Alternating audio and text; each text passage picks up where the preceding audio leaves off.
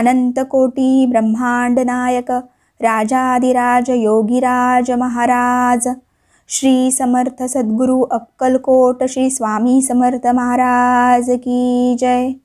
अवधूत चिंतन श्री गुरुदेव दत्त श्री स्वामी समर्थ महाराज की जय।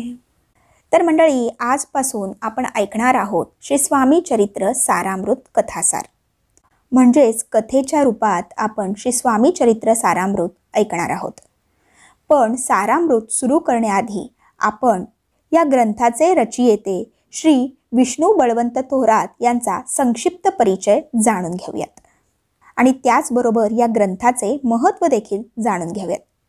तर मंडळी, विष्णू बळवंत थोरात यांचा जन्म कोकणामधील रत्नागिरी जिल्ह्यातील गुहागर तालुक्यातील पालशेत गावात झाला। त्यांच्या आईचे नाव श्रीमती पार्वतीबाई व वडिलांचे नाव बळवंतराव थोरात होते। ते ब्राह्मण जातीमधून चित्तपावन कुळातील होते।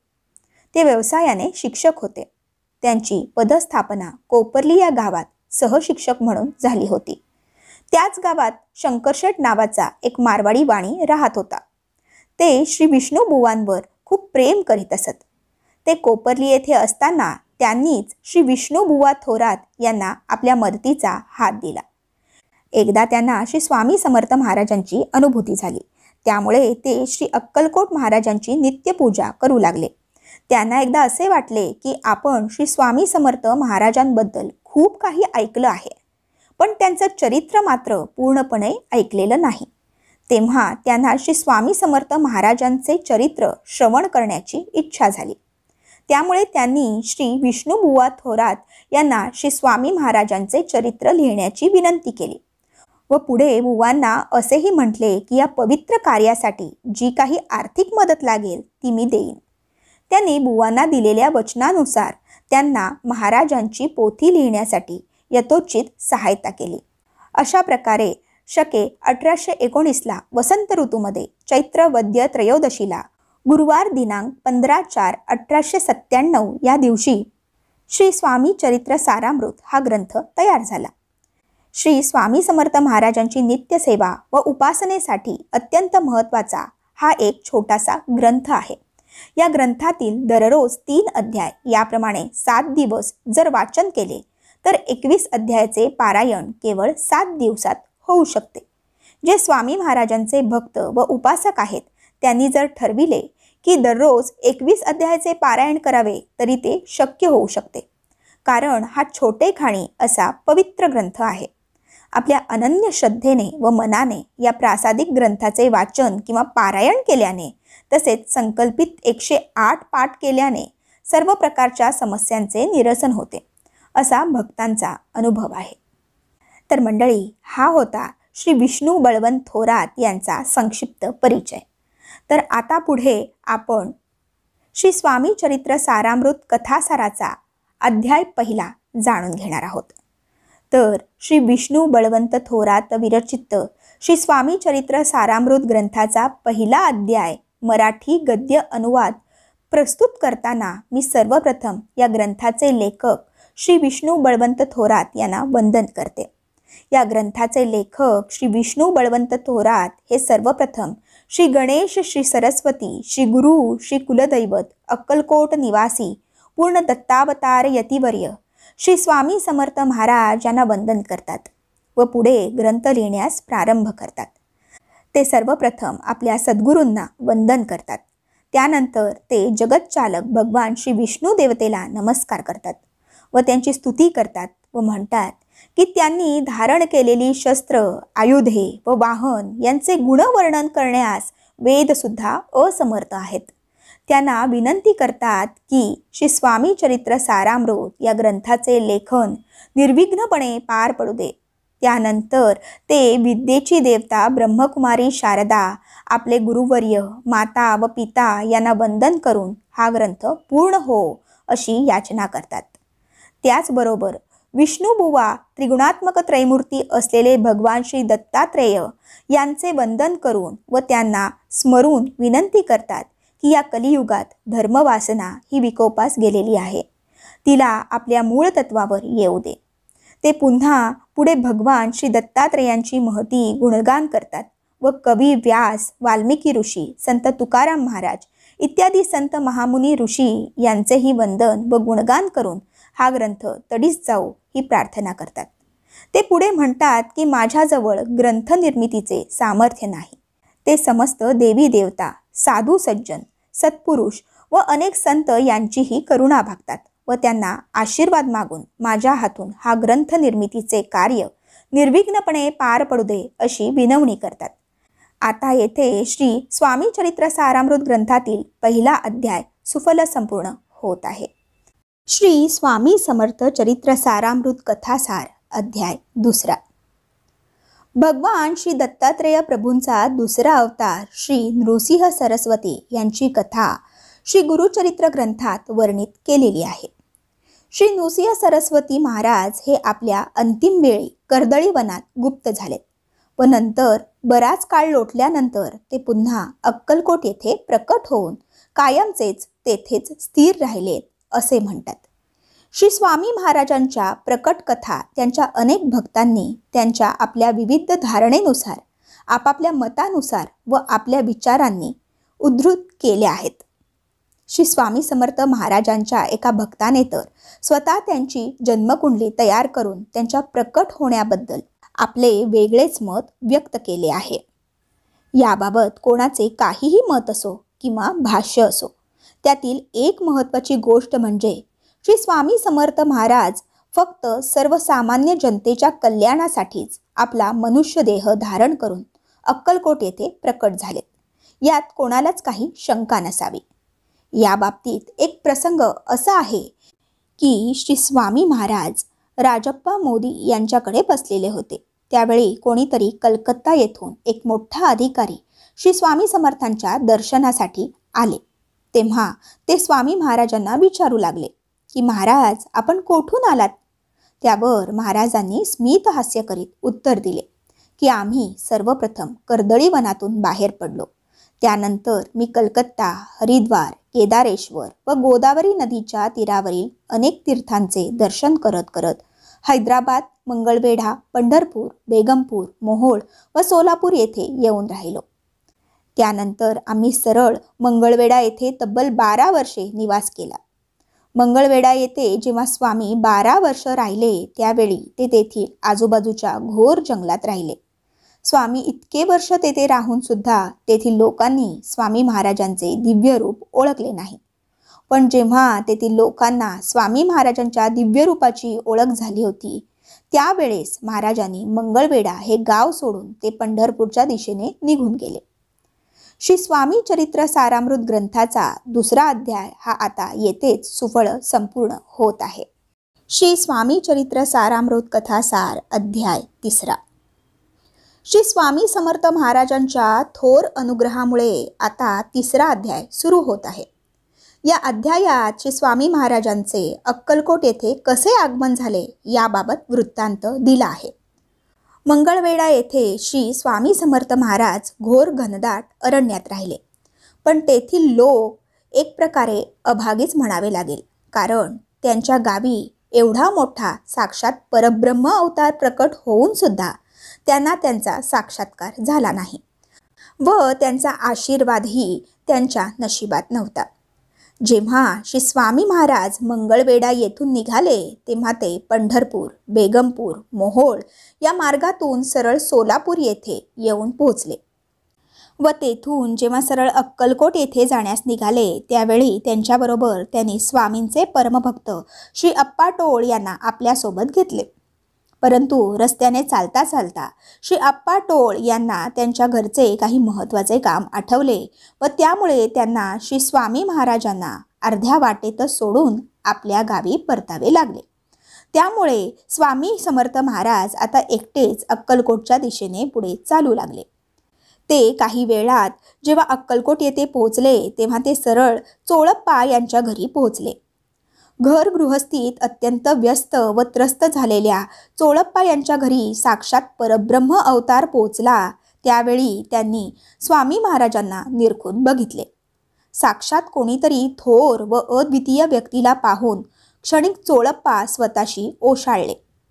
आपल्या घरी एक ना एक भाराभर चिंध्या असलेल्या अवस्थेत असलेल्या चोळप्पांना महाराजांचे अद्वितीय रूप पाहून कोणीतरी साक्षात्कारी मोठी व्यक्ती दुसरी कोणी नसून एक कामधेनूच आपल्या घरी अवतरली आहे असे चोळप्पांना वाटले. स्वामींनी चोळप्पा यांच्या घरी आपला मुक्काम ठोकला. जेव्हा श्री स्वामी महाराज श्री चोळप्पा यांच्या घरी राहू लागले तेव्हा त्यांच्या योग सामर्थ्याची कीर्ती चोहीकडे पसरू लागली व लोकांचे थवेच्या थवे श्री स्वामी महाराजांच्या दर्शनासाठी येऊ लागले. महाराज आपल्या योग सामर्थ्याने तेथे येणाऱ्या अनेक दुःखी व कष्टी लोकांचे दुःख दूर करू लागले. जेव्हा महाराजांच्या दर्शनासाठी अनेक लोक येऊ लागले तेव्हा महाराजांच्या पूजेसाठी अनेक साहित्य पैसे लोक आपल्यासोबत घेऊन येत होते व त्यामुळे श्री चोळप्पा यांच्या घरचे दुःखाचे दिवस अगदी थोड्या दिवसातच समाप्त झाले. असेच दिवसामागून दिवस जात असताना श्री स्वामी महाराजांची कीर्ती त्या काळचे अक्कलकोटचे महाराजा श्री मालोजी यांच्या कानी पडली. महाराजांच्या असंख्य लीला त्यांच्या कानी पडल्यामुळे त्यांना महाराजांच्या भक्तीची आस लागली व त्यांना असे वाटले की आता आपली आणि महाराजांची भेट कधी होणार. याच विवंचनेत असताना प्रत्यक्ष स्वामी महाराज स्वतः त्यांच्या दरबारात हजर झाले. मी महाराजांची आठवण करीत असताना माझी हाक अप्रत्यक्षपणे महाराजांनी ऐकली व महाराज स्वतः त्यांच्या भेटीसाठी हजर झाले हे पाहून त्यांचे मन द्रवित झाले व त्यांच्या डोळ्यातून अश्रू वाहू लागले. त्या दोघांनी एकमेकांना मिठी मारली व मालोजी राजे यांच्या डोळ्यातून वाहणाऱ्या अश्रूंचे थेंब थेट महाराजांच्या चरणी पडले. भक्तांसाठी सगुण रूप धारण करून भगवान श्री विष्णू सुद्धा ब्रह्मानंदी लीन होतात, तर हे तर राजे आहेत. त्यांच्या या कृतीचे कौतुक कितीही वर्णित केले तरी त्याला शब्द मात्र नक्कीच नाहीत. येथे श्री स्वामी चरित्र सारामृताचा 3रा अध्याय सुफळ संपूर्ण होत आहे. श्री स्वामी चरित्र सारामृत अध्याय 4. जो कोणी व्यक्ती स्वामी समर्थ महाराजांचे नामस्मरण, श्रवण, कीर्तन, भक्ती व पूजन करत असेल ते खरोखरच भाग्यवान आहेत. ज्या लोकांनी आपल्या पूर्वजन्मात काही अलौकिक कार्य केलेलं असेल व ज्यांच्या पदरात ते पुण्य जमा असेल त्यांच्याच पदरी महाराजांची भक्ती मिळेल, अन्यथा नाही. कारण जी व्यक्ती हे कार्य करीत असेल त्यांना इतर धर्म, कार्य, तीर्थक्षेत्र जाणे, योगाभ्यास करणे व होम हवन करण्याची काहीच गरज नाही. फक्त त्यांनी दररोज किंवा जी वेळ मिळेल तेव्हा फक्त स्वामी महाराजांचे नामस्मरण करावे. एवढे जरी केले तरी त्यांचे सर्व गृहस्थाश्रमाचे कार्य पूर्ण होते व तो जन्ममृत्यूच्या फेऱ्यातून मुक्त होऊन मोक्षपदी पोहोचतो. मागील अध्यायात आपण पाहिले की अक्कलकोटचे राजे मालोजी हे स्वतः महाराजांच्या भेटीकडे जाण्याच्या तयारीत असताना स्वतः महाराजच त्यांच्या राजवाड्यात गेले व त्यांच्यावर कृतार्थ केला. त्यानंतर पुन्हा महाराज श्री चोळप्पा यांच्या घरी आले. चोळप्पा सुरुवातीला जरी निर्धन व गरीब असले तरी त्यांनी पण महाराजांची खूप सेवा केली. त्याचबरोबर चोळप्पा यांच्या मनात महाराजांविषयी श्रद्धा निर्माण झाली. त्यांच्या मनात महाराजांविषयी भक्ती उदयास आली. श्री चोळप्पा यांनी आपल्याला महाराजांपासून काही धन द्रव्य प्राप्त व्हावे म्हणून महाराजांना आपल्या घरी ठेवले नाही. पण चोळप्पा यांच्या मनात महाराजांविषयी खूप भक्ती जागृत झाली होती व त्यातूनच ते व त्यांची पत्नी अगदी निस्वार्थ भावनेने श्री स्वामी महाराजांची सेवा करीत होते. तरी सुद्धा श्री स्वामी श्री चोळप्पा व त्यांच्या कुटुंबांची खूप परीक्षा घेत होते. मात्र श्री चोळप्पा महाराजांच्या परीक्षेत खरे उतरले व आता महाराजांच्या सर्व कार्याचा भार स्वतः पाहू लागले. त्याचवेळी आता श्री स्वामी महाराजांची कीर्ती खूप दूरवर पोहोचत होती व त्यामुळे महाराजांच्या दर्शनासाठी दूरदूरचे लोक अक्कलकोट येथे येऊ लागले व महाराज पण येणाऱ्या सर्वांवर कृपादृष्टी बरसू लागले. अनेक लोकांच्या मनोकामना पूर्ण होऊ लागल्या तर कित्येकांचे रोग पण बरे होऊ लागले. पण त्यातही काही निंदक व कुटील प्रवृत्तीचे जे लोक होते त्यांना ही महाराजांच्या अलौकिक शक्तीबद्दल मनात हेवा वाटू लागला. एका अशाच प्रसंगात श्री महाराजांची परीक्षा घेण्यासाठी 2 संन्यासी अक्कलकोटला आले. स्वामींनी आपल्या अंतर्मनाने त्यांचा कुटील डाव ओळखून घेतला. एके दिवशी श्री स्वामी महाराज कोण्या एका भक्ताच्या घरी आले तेव्हा तेथे अनेक भक्त त्यांच्या दर्शनासाठी जेव्हा आले तेव्हा ते पूजेसाठी अनेक फळं घेऊन आले होते. त्या वस्तूंना पाहून संन्याशांच्या तोंडाला पाणी सुटले. महाराज त्या भेट वस्तू व फळे त्या संन्याशांच्या समोर सरकून ठेवीत, पण त्यांची हिंमत त्या वस्तूंना हात लावण्याची होत नव्हती. असा बराच काळ लोटल्यावर जेव्हा संध्याकाळ झाली तेव्हा तेथील भक्त मंडळी आपापल्या गावी निघून गेली. जेव्हा त्यावेळी त्या भेटवस्तूंचा ढीग तेथील सेवेकरी आपल्या ठिकाणी घेऊन गेले व त्या संन्यासांना त्यातली एकही वस्तू मिळाली नाही, तेव्हा त्यांचा चेहरा हिरमुसला व त्यांचा नकली भाव सर्वांच्या समोर येऊन गेला. श्री स्वामी महाराज त्या दिवशी दिवसभर उपाशी राहिले व त्यामुळे त्या संन्यासांना पण काहीच खायला मिळाले नाही. त्यामुळे ते देखील दिवसभर उपाशी राहिले, कारण सूर्यास्तानंतर संन्यासाला भोजन करणे नियमाविरुद्ध आहे. हे सर्व पाहून श्री स्वामी महाराज ढोंगी नाहीत हे त्यांना कळून चुकले. त्यामुळे ते संन्यासी स्वामींची क्षमा मागू लागले. अशा तऱ्हेने श्री स्वामी चरित्र सारामृत या ग्रंथातील 4था अध्याय आता सुफळ संपूर्ण होत आहे. श्री स्वामी समर्थ. श्री स्वामी समर्थ महाराजांना वंदन करून आपण श्री स्वामी चरित्र सारामृताच्या 5व्या अध्यायाला सुरुवात करूया. तर मंडळी, श्री स्वामी चरित्र सारामृत या ग्रंथाच्या 5व्या अध्यायाची सुरुवात ग्रंथरचयिते श्री विष्णू बुवा म्हणतात की कोणत्याही व्यक्तीला जर जीवनात आपली प्रगती किंवा आपले आध्यात्मिक जीवन सुरू करायचे असेल तर त्याला उत्तम सत्पुरुष व मार्गदर्शन यांचा सहवास मिळायला हवा. पण त्यासाठीही आपली पूर्वपुण्याई असणे आवश्यक आहे व त्या गोष्टीला अनुसरूनच येथे आपल्याला लक्षात घ्यायचे आहे की श्री अक्कलकोट गावातील सर्वच लोक खरोखरच खूपच पुण्यवान व परमभाग्यवान होते की त्यांना श्री स्वामी समर्थ महाराजांचा सहवास लाभला.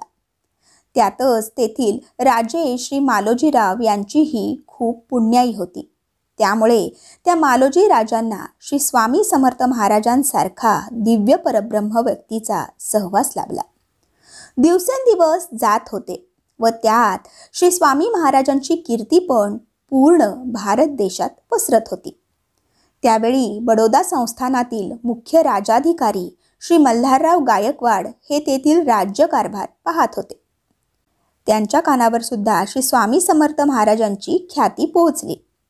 श्री मल्हारराव गायकवाड यांना आपल्या श्रीमंतीचा खूप गर्व होता.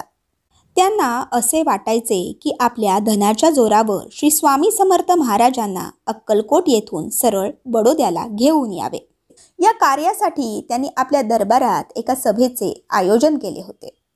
त्या सभेत अनेक मातब्बर दिवाण, विद्वान व सरदार यांना आमंत्रित केले व त्या सभेत मल्हारराव गायकवाड यांनी जाहीर केले की जो कोणी श्री स्वामी समर्थ महाराजांना थेट अक्कलकोटवरून बडोद्याला घेऊन येईल त्याला आम्ही उचित बक्षीस तर देऊच, पण त्याचबरोबर आम्ही त्याला संस्थानाची जहागिरी पण देऊ व मान सन्मान सुद्धा देऊ, असा त्या सभेत प्रस्ताव ठेवला.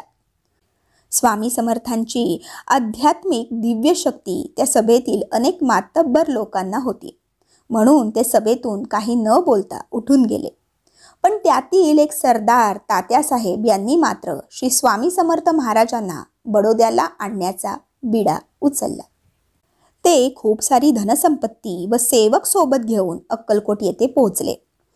स्वामी समर्थ महाराज जेथे राहत होते येथील अनेक सेवेकरी व याचक लोकांना तात्यासाहेबांनी खूप धन व पैसे दिले. त्याचबरोबर तेथील अनेक लोकांना मोठमोठ्या पंक्तीचे आयोजन करून त्यांना यथेष्ट जेवण दिले. श्री स्वामी समर्थांचे मोठे भक्त व सेवेकरी श्री चोळप्पा यांच्याबरोबर अलग बैठक घेतली व त्यात त्यांनी चोळप्पा यांना 10,000 रुपयांची जहागिरी देण्याचे पण आमिष दाखविले. त्या काळात चोळप्पा यांची आर्थिक स्थिती एवढी चांगली नव्हती. ते खाऊन पिऊन बरे होते, पण त्या व्यतिरिक्त त्यांना अतिरिक्त आय नव्हती. त्यामुळे चोळप्पा यांना धनाची आस लागली होती. त्यांच्या या लोभी प्रवृत्तीमुळे चोळप्पा यांनी श्री स्वामी समर्थ महाराजांना आपल्याबरोबर बडोद्याला येण्याची विनंती केली व त्यांना सांगितले की तेथे गेल्यावर आपला योग्य तो सन्मान तेथील राजे श्री मल्हारराव गायकवाड देतील. त्यावर श्री स्वामी समर्थ महाराज स्मित हास्य करीत वदले की अरे, तो बडोद्याचा मल्हार याच्या मनात माझ्याविषयी भक्ती अजिबात नाही व त्याला आपल्या श्रीमंतीचा खूप गर्व आहे. त्यामुळे आपला तेथे जाऊन काय उपयोग. येथे या अध्यायातील पूर्वार्ध संपत आहे व पुढील अध्यायात उत्तरार्ध देण्यात येईल. अशा तऱ्हेने येथे श्री स्वामी चरित्र सारामृत ग्रंथाचा 5वा अध्याय सुफळ संपूर्ण होत आहे. श्री स्वामी समर्थ. तर मंडळी, श्री स्वामी समर्थ महाराजांना वंदन करून आपण श्री स्वामी चरित्र सारामृताच्या 6व्या अध्यायाला सुरुवात करूयात. तर मंडळी, श्री स्वामी चरित्र सारामृत या ग्रंथाचे रचयिते श्री विष्णू बळवंत थोरात हे म्हणतात की ज्याप्रमाणे अध्ययन करीत असताना आपले गुरुजन किंवा शिक्षक आपल्या शिष्यांना किंवा आपल्या विद्यार्थ्याला त्याचे बोट धरून पुस्तकातील मुळाक्षरे व व्यंजने शिकवतात व मग त्यांच्याकडून वदवून घेतात, अगदी त्याचप्रमाणे श्री स्वामी समर्थ महाराज आता माझ्याबरोबर गुरूंची भूमिका निभावत आहेत. मी एक अज्ञानी व मतिमंद असून सुद्धा त्यांचे चरित्र तेच माझ्याकडून लिहून घेत आहेत. हाच तर त्यांचा मोठेपणा आहे. मी तर एक हीन बुद्धी असलेला एक मतिमंद व्यक्ती आहे. त्यामुळे त्यांचे चरित्र लिहित असताना त्यात काय गोडवा येईल हे तर आता पाठकच ठरवतील. हे सांगून आता मागील उरलेली कथा पुढे सांगतात. ज्यावेळी श्री स्वामी समर्थ महाराज श्री चोळप्पा यांना सांगतात की बडोद्याचे राजे हे स्वतः खूप अभिमानी तर आहेतच, पण त्यांच्या मनी भक्तिभावनेचा लवलेशही नाही, तेव्हा अशा व्यक्तीच्या सान्निध्यात आम्हाला जाणे योग्य वाटत नाही. श्री स्वामी समर्थ महाराजांच्या भावना श्री चोळप्पा यांनी तात्यासाहेब यांच्या कानी घातल्या. त्यांचे हे अप्रत्यक्षित बोलणे ऐकून तात्यासाहेब खूप निराश झाले. त्यांना आता असे वाटू लागले की आपले प्रयत्न तर आता निष्फळ होताना दिसत आहेत व माझ्यावर दिलेली जबाबदारी मी पार पाडली नाही तर बडोद्याचे राजे महाराज माझ्यावर नाराज होतील. त्यांच्या मनात वाटत असलेल्या या भीतीपोटी त्यांनी पुन्हा अक्कलकोट येथे धर्मकार्य व अनुष्ठाने चालू केलीत. श्री गुरुचरित्र ग्रंथावरील सप्ताह पारायण ब्राह्मणाच्या सहाय्याने आयोजित केले गेले व जेवणावळ पण उठवल्या व दानधर्म पण केले. पण शेवटी त्या दांभिक भक्तीचा त्या अक्कलकोटमध्ये काहीच परिणाम झाला नाही. बरेच दिवस निघून गेले, पण आपले कार्य मात्र यशस्वी होत नाही हे बघून तात्यासाहेबांनी श्री स्वामी समर्थ महाराज यांचे बरोबर खोटे बोलून त्यांना मेण्यात बसवून पळून नेण्याचा प्रयत्न केला. रस्त्याने जाताना अर्थातच कळपगावच्या जवळ महाराजांना ही गोष्ट कळली. तेव्हा श्री स्वामी महाराज त्या मेण्यातून केव्हा उतरले हे तात्यांना कळलेच नाही व महाराज थेट अक्कलकोट येथे पोहोचले. शेवटी तात्यासाहेब यांना या सर्व गोष्टींचा कंटाळा येऊन ते परत बडोद्याला वापस गेले. ह्या सर्व घटना ऐकून बडोद्याचे राजे श्री मल्हारराव खूप संतापले व त्यांनी पुन्हा राजदरबारात एक सभा बोलावली. त्यात सांगितले की जो कोणी पुन्हा श्री स्वामी समर्थ महाराज यांना बडोद्याला राजदरबारात हजर करतील त्याला खूप मोठी जागीरदारी दिली जाईल.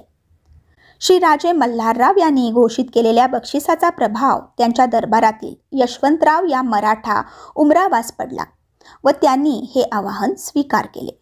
त्याप्रमाणे यशवंतराव उमराव उचित द्रव्य, अलंकार, वस्त्र व अनेक प्रकारची आभूषणे घेऊन अक्कलकोटला जाण्यास निघाले. हे सर्व अलंकार व आभूषणे जेव्हा यशवंतराव मराठा उमराव याने महाराजांना देण्याचा प्रयत्न केला तेव्हा श्री स्वामी समर्थ महाराजांनी आपले रौद्र रूप धारण केले व ताकीद दिली की तुला आता हतकडी घालावीच लागणार आहे व त्याशिवाय आता दुसरा कोणताही पर्याय दिसत नाही. जेव्हा त्याने महाराजांचे हे रूप बघितले तेव्हा तो आपल्या जागीच लटलटा कापू लागला. शेवटी बडोद्यावरून निरोप आला की त्याने तात्काळ परत यावे. त्याप्रमाणे तेथील कार्य सोडून उमराव लगेचच बडोद्याला परतला. शेवटी श्री स्वामी महाराजांनी केलेली भविष्यवाणी पुढे सत्य झाली. श्री मल्हारराव राजे यांना आपले राज्य तर गमवावे लागलेच, परंतु त्यांचा उमराव सरदार याच्यावर कोण्या एका साहेबांवर विष प्रयोग करण्याचा आरोप सिद्ध झाला व त्याच्या हाताला हतकडी लागली व त्याला तुरुंगात जावे लागले. हे सर्व महाराजांच्या अवकृपेचे फळ दोघांनाही भोगावे लागले.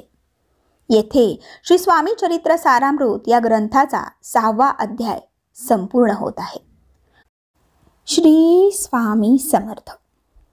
तर मंडळी, श्री स्वामी समर्थ महाराजांना वंदन करून आता आपण श्री स्वामी चरित्र सारामृताचा पुढचा अध्याय म्हणजेच 7वा अध्याय श्रवण करूया. तर मंडळी, अक्कलकोट येथील श्री मालोजी राजे यांची श्री स्वामी समर्थ महाराज यांच्यावर विलक्षण भक्ती होती. ते फार धार्मिक प्रवृत्तीचे राजे होते. ते दररोज श्री स्वामी समर्थ महाराजांची पूजा, अर्चना व भक्ती नियमितपणे करीत असत. त्याचबरोबर श्री मालोजी राजे यांना वेद व श्रुती यांची पण आवड होती. तसेच ते राजसभेत धार्मिक विषयांवर सुद्धा आख्याने आयोजित करीत असत. मुख्यतः ते आपल्या राजसभेत वेदांत या विषयावर चर्चा व आख्याने करण्यासाठी विद्वान पंडित बोलावित असत. याच कारणानं त्यांनी त्यांच्या दरबारात हेर्डीकर नावाच्या एका विद्वान व्यक्तीस वेदांत पाठ करण्यासाठी सवैतनिक मार्गदर्शक म्हणून ठेवले होते. त्यांच्या काळात वेदांत विषयावर आख्यान करण्यासाठी मुंबई येथे निवासरत श्री विष्णुबुवा ब्रह्मचारी या विद्वान पंडिताची फार प्रसिद्धी होती. त्यांचं वेदावर फार अधिपत्य होतं. त्यांच्या काळात त्यांनी अनेक अहिंदू धर्म प्रचारकांना वादविवाद व चर्चासत्रात आपल्या बौद्धिक क्षमतेच्या बळावर हरवून टाकले होते. त्यामुळे हिंदू जनमानसात त्यांचे मानाचे स्थान होते व त्यांनी आपला वेदांत विषयावर नामलौकिक मिळवला होता. त्यामुळे त्यांची कीर्ती अक्कलकोटमधील मालोजी राजे यांच्यापर्यंत पण पोहोचली होती. म्हणून श्री मालोजी राजे यांनी त्यांना आपल्या अक्कलकोटच्या दरबारात मानाने आमंत्रित केले होते. ठरल्याप्रमाणे विष्णुबुवा ब्रह्मचारी अक्कलकोट येथे आले व त्यांनी राजवाड्यात वेदांतावर प्रवचने आणि आख्याने देण्यास प्रारंभ केला. विष्णुबुवांची ही अभ्यासपूर्ण मार्मिक शैलीतील आख्याने ऐकून राजसभेतील प्रत्येक जण अगदी खुश होत व आनंदाने भारावून जात. अक्कलकोटला निवासरत असताना श्री विष्णुबुवा ब्रह्मचारी यांनी श्री स्वामी समर्थ महाराजांविषयी खूप काही ऐकले होते. त्यामुळे त्यांची पण अशी इच्छा झाली की आपण श्री स्वामी समर्थ महाराजांची भेट घ्यावी. एक दिवस असा उजाडला की श्री विष्णुबुवा महाराजांना भेटण्यासाठी चोळप्पा यांच्या घरी गेले. ते स्वामी महाराजांना भेटले, पण त्याचवेळी त्यांना असे वाटले की श्री अक्कलकोट महाराज हे कोणीतरी भोंदू साधूच आहेत. त्यामुळे विष्णुबुवांनी ती एक मोठी गंभीर बाब मानून घेतली नाही, पण त्यांची परीक्षा पाहण्यासाठी श्री स्वामी महाराजांना काही प्रश्न विचारले. त्यातील एक प्रश्न असा होता की ब्रह्मतदाकार म्हणजे काय. त्यावर श्री स्वामी महाराजांनी फक्त स्मित हास्य केले, पण काही बोलले नाही व उत्तरही दिले नाही. त्यामुळे विष्णुबुवा श्री स्वामी महाराजांवर खूप क्रोधित झाले व तेथून लगेच परत निघून गेले. अगदी त्याच दिवसाच्या रात्री श्री विष्णुबुवांना एक स्वप्न पडले व त्या स्वप्नात त्यांना असे दिसले की त्यांच्या अंगावर भयंकर असे असंख्य विषारी विंचू चढतायत व एक मोठा विंचू आता त्यांना दंश करणार आहे. तेव्हा त्यांना अचानक जाग आली. हा भयंकर प्रकार पाहून ते अतिशय घाबरले व त्यांची बोबडीच वळली. त्यानंतर श्री विष्णुबुवांना असे वाटले की माझ्या स्वप्नात दिसलेला हा प्रकार हा स्वामी महाराजांच्या लीलेचाच एक प्रकार आहे. त्यामुळे ते दुसऱ्या दिवशी श्री स्वामी समर्थ महाराजांची भेट घेण्यासाठी त्यांच्याकडे गेले. तेव्हा महाराज म्हणाले की ब्रह्मतदाकार होणे हे काही सोपे बोलणे नाही. ब्रह्मतदाकार वृत्ती प्राप्त होणे हे काय रस्त्यावर पडले आहे का.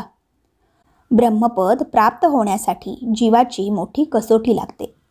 श्री स्वामी समर्थ महाराजांचे हे अंतर्ज्ञान पाहून श्री विष्णुबुवा ब्रह्मचारी महाराजांची श्री स्वामी समर्थ महाराजांवर खूप श्रद्धा जडली व ते त्यांचे असीम भक्त झाले.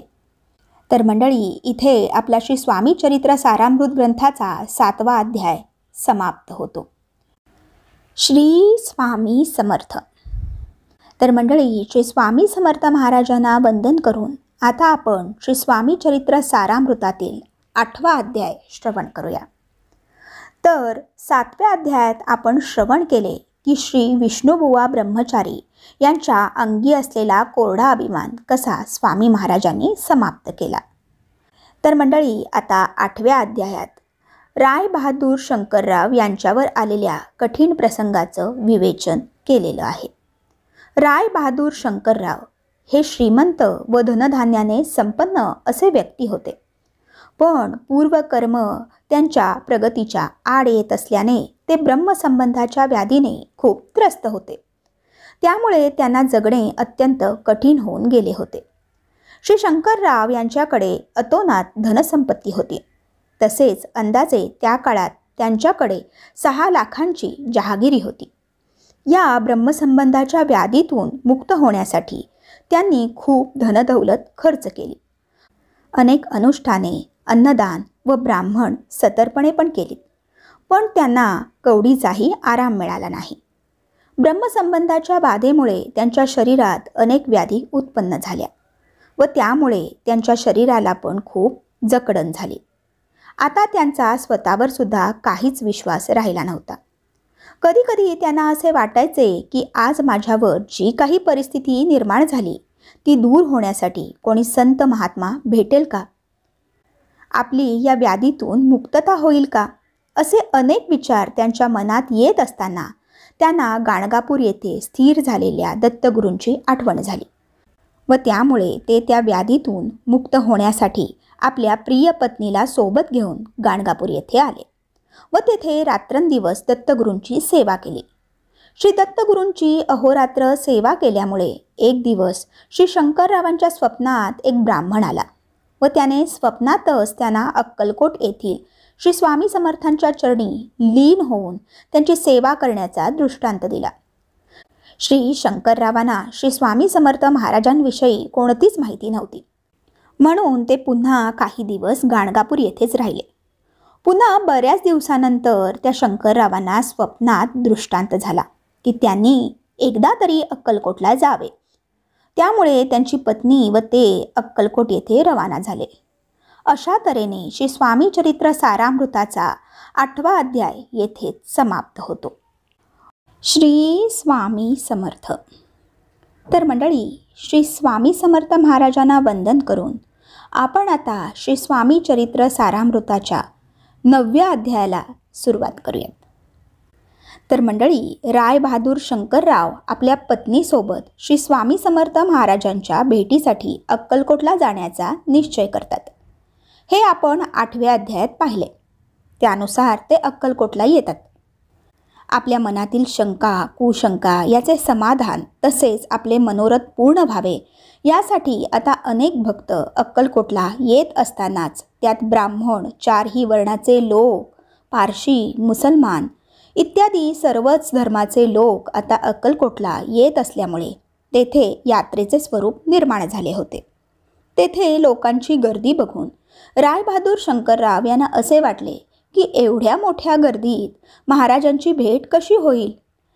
याच विवंचने ते दोघे पती पत्नी असतानाच कोणीतरी एक भक्त त्यांना सांगतो की या मठाची मुख्य सेविका सुंदराबाई असून ती खूप लालची व लोभी प्रवृत्तीची बाई आहे. त्यामुळे तुम्ही तिची भेट घ्या व तीच तुम्हाला यातून महाराजांच्या दर्शनासाठी काही मार्ग निश्चित काढून देईल. सुंदरबाईसारखी स्वार्थी व लोभी बाई श्री स्वामी महाराजांच्या मठात असणे म्हणजे तिची काही पूर्वपुण्याईच असू शकते.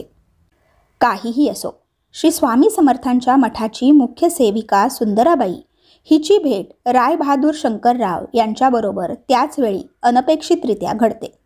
त्यावेळी राय बहादूर शंकरराव हे आपली पूर्ण व्यथा सुंदराबाईंकडे सांगतात. राय बहादूर शंकरराव यांचे कपडे व राहणीमान पाहून ते एक मोठे श्रीमंत व्यक्ती आहेत ही बाब सुंदराबाई ताडतात. त्यामुळे सुंदराबाईंच्या मनात लोभ उत्पन्न होतो. त्या श्री शंकरराव यांना म्हणतात की मी तुमची स्वामींबरोबर भेट करून देईन व महाराजांच्या कृपेने तुमची व्याधी पण दूर होईल, परंतु या कामासाठी मला 2000 रुपये द्यावे लागतील. त्यावर शंकरराव म्हणतात की अहो बाई, तुम्ही 2,000 रुपयांची काय गोष्ट करता? अहो, माझी व्याधी जर दूर झाली तर मी तुम्हाला 10,000 रुपये देईन. शंकररावांचे बोलणे ऐकून सुंदराबाईंनी शंकररावांच्या हाती उदक सोडून त्यांच्याकडून 10,000 रुपये देण्याचे कबूल करून संकल्प सोडून घेतला. ठरल्याप्रमाणे सुंदराबाईंनी शंकररावांची भेट स्वामींबरोबर घडवून आणली. त्यावेळी श्री स्वामी महाराज शेकनूर यांच्या दर्ग्यात होते. तेथे जाऊन सुंदराबाईंनी शंकररावांचा ब्रह्मसंबंध बाधा पूर्णपणे दूर करण्याची विनंती स्वामींना केली. त्याचवेळी स्वामी महाराज आपल्या जागेवरून उठले व जेथे नवीन कबर खोदून ठेवली होती तेथे त्यांची छाती खाली ठेवून अर्थात उपडे होऊन निजले. मग त्यातील एका सेवेकऱ्याने शंकररावांना सांगितले की ही जी लीला आता तुमच्यासमोर स्वामींनी केली आहे त्या लीलेचा अर्थच असा आहे की महाराजांनी तुमचे मरण चुकवले आहे. पुढे श्री स्वामी महाराज शंकररावांना सांगतात की तुझ्या ब्रह्मसंबंधाची बाधा टाळण्यासाठी तुला दररोज निंबाच्या पाल्यामध्ये 10 मिरे वाटून त्याचा रस घ्यावा लागेल. स्वामींनी सांगितल्याप्रमाणे तो उपाय शंकरराव करत राहिले. नंतर शंकरराव शेखनूर बाबांच्या दर्ग्यात गेले व त्यांनी तेथे जाऊन तेथील फकीरांना व लोकांना अन्नदान करून तेथील दर्ग्यावर एक कफनी चढविली व आपल्या गावी निघून गेले. काही दिवसातच शंकररावांची संबंध बाधा आणि त्या व्याधीतून मुक्तता झाली. पुढे काही काळानंतर शंकरराव श्री स्वामींच्या दर्शनासाठी अक्कलकोटला आले. तेव्हा त्यांनी केलेल्या करारानुसार श्री स्वामींना 10,000 रुपये देण्याच्या संकल्पाबद्दल सांगितले. तेव्हा सुंदराबाईस एकही पैसा देऊ नका असे स्वामींनी शंकररावांना सांगितले. पण तुम्ही दिलेल्या पैशातूनच गावाबाहेर एक चुन्नेगच्ची मठ भक्तांच्या संमतीने बांधा अशी आज्ञा शंकररावांना श्री स्वामींनी दिली. हाच मठ आज राजेराय मठ म्हणून अक्कलकोटात प्रसिद्ध आहे. तर मंडळी, इथे श्री स्वामी चरित्र सारामृत ग्रंथाच्या 9व्या अध्यायाची समाप्ती होते. श्री स्वामी समर्थ. तर मंडळी, आता पुढे आपण श्री स्वामी चरित्र सारामृताचा पुढचा अध्याय म्हणजेच 10वा अध्याय श्रवण करणार आहोत. तर 10वा अध्याय सुरू करण्यापूर्वी या ग्रंथाचे लेखक श्री विष्णू बळवंत थोरात म्हणतात की माझी काहीतरी पूर्वपुण्याई असेल म्हणूनच मला हा जन्म लाभला व माझे भाग्य फार मोठे की मला श्री स्वामी समर्थांची कृपा झाली व त्यांच्या कृपेनेच मी या ग्रंथाचे लेखन करीत आहे. तर मंडळी, पुढे श्री विष्णू बळवंत थोरात सांगतात, हावेरी नावाचे एक गाव होते व तेथेच बाळप्पा नावाचे एक व्यवसायी होते.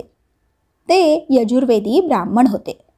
त्यांचा मुख्य व्यवसाय सराफी करणे हा होता. त्यांच्या घरात विपुल सुख, समृद्धी, धनधान्य याची काहीच कमी नव्हती. संसारात जे काही मोठे सुख असते ते त्यांच्या नशिबी होते. आपला व्यवसाय सांभाळत असताना आपली 30 वर्ष कशी निघून गेली हे त्यांना कळलेच नाही. पण जेव्हा त्यांना 30वे वर्ष लागलं तेव्हा मात्र त्यांचं मन संसारात रमेना. त्यांच्या सराफीच्या व्यवसायात सुद्धा त्यांचं मन लागत नव्हतं. आता अशाच मोडीवर असताना मात्र त्यांना परमार्थाचा ध्यास लागला. मनुष्याचे जीवन व प्रपंच तसेच संसार ही एक माया आहे व हे सर्व काही क्षणभंगूर आहे.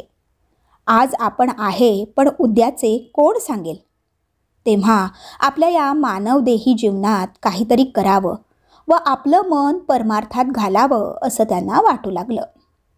संसार व शारीरिक सुख भोगण्यापेक्षा आपण शाश्वत सत्याकडे जायला पाहिजे असे त्यांना वाटू लागले व त्याच ओघात त्यांनी परमार्थाकडे जाण्याचा निश्चय केला. जेथे भाव असतो तेथेच देव पण तुमच्या पाठीमागे असतो. त्यांनी आपल्या घरी असे सांगितले की त्यांना सोलापूर येथे काही महत्त्वाचे काम आहे. असे सांगून श्री बाळप्पा यांनी आपले घरदार सोडले व आपल्या सद्गुरूंच्या शोधात इकडे तिकडे भटकू लागले. एका रात्री त्यांना स्वप्न पडलं व त्यात त्यांना काही पारमार्थिक दृष्टांत घडला. मग त्यांनी आपला पुढचा प्रवास वळवला. ते चालता चालता मुरघोड या गावी आले. तेथे त्यांना समजले की ह्याच मुरघोड गावात चिदंबर दीक्षित नावाचे महापुरुष होऊन गेले आहेत. चिदंबर दीक्षित या महापुरुषांविषयी या ग्रंथाचे लेखक विष्णुबुवा सांगतात की फार पूर्वी मुरघोड गावात मल्हार दीक्षित नावाचे ब्राह्मण राहत होते. ते वेदशास्त्र व श्रुती यांच्यात प्रवीण होते, पण त्यांना संतान नसल्यामुळे ते फार दुखी व उदास वृत्तीने आपल्या जीवनाचा एक एक क्षण घालवत होते. आपल्याला संतान प्राप्ती व्हावी म्हणून त्यांनी 12 वर्ष शिवाची आराधना व तपश्चर्या केली व तेव्हा भगवान शंकराने त्यांना सांगितले की तुझ्या पोटी पुत्रयोग आहे व तो एक प्रकारे माझाच अंश असेल. तेव्हा त्यांना सांब सदाशिवाच्या कृपेने पुत्रप्राप्ती झाली. पुढे हा लहान बालक सर्व प्रकारच्या वेदविद्येत निपुण झाला. एकदा जेव्हा मल्हार दीक्षित यांच्याकडे एका मोठ्या यज्ञाचे आयोजन करण्यात आले होते, तेव्हा वयाच्या 8व्या वर्षी पार्थिव मातीच्या हत्तीची जेव्हा प्राणप्रतिष्ठा करण्यात आली, तेव्हा तो हत्ती जिवंत होऊन चालू लागला व त्या पुत्राने आपले दैवत्व सिद्ध करून दाखविले. त्याच काळात तेथे रावबाजी पेशवे यांचं राज्य होतं, पण ते त्या दीक्षित कुटुंबाला काही ना काही सबबी काढून त्रास देत होते.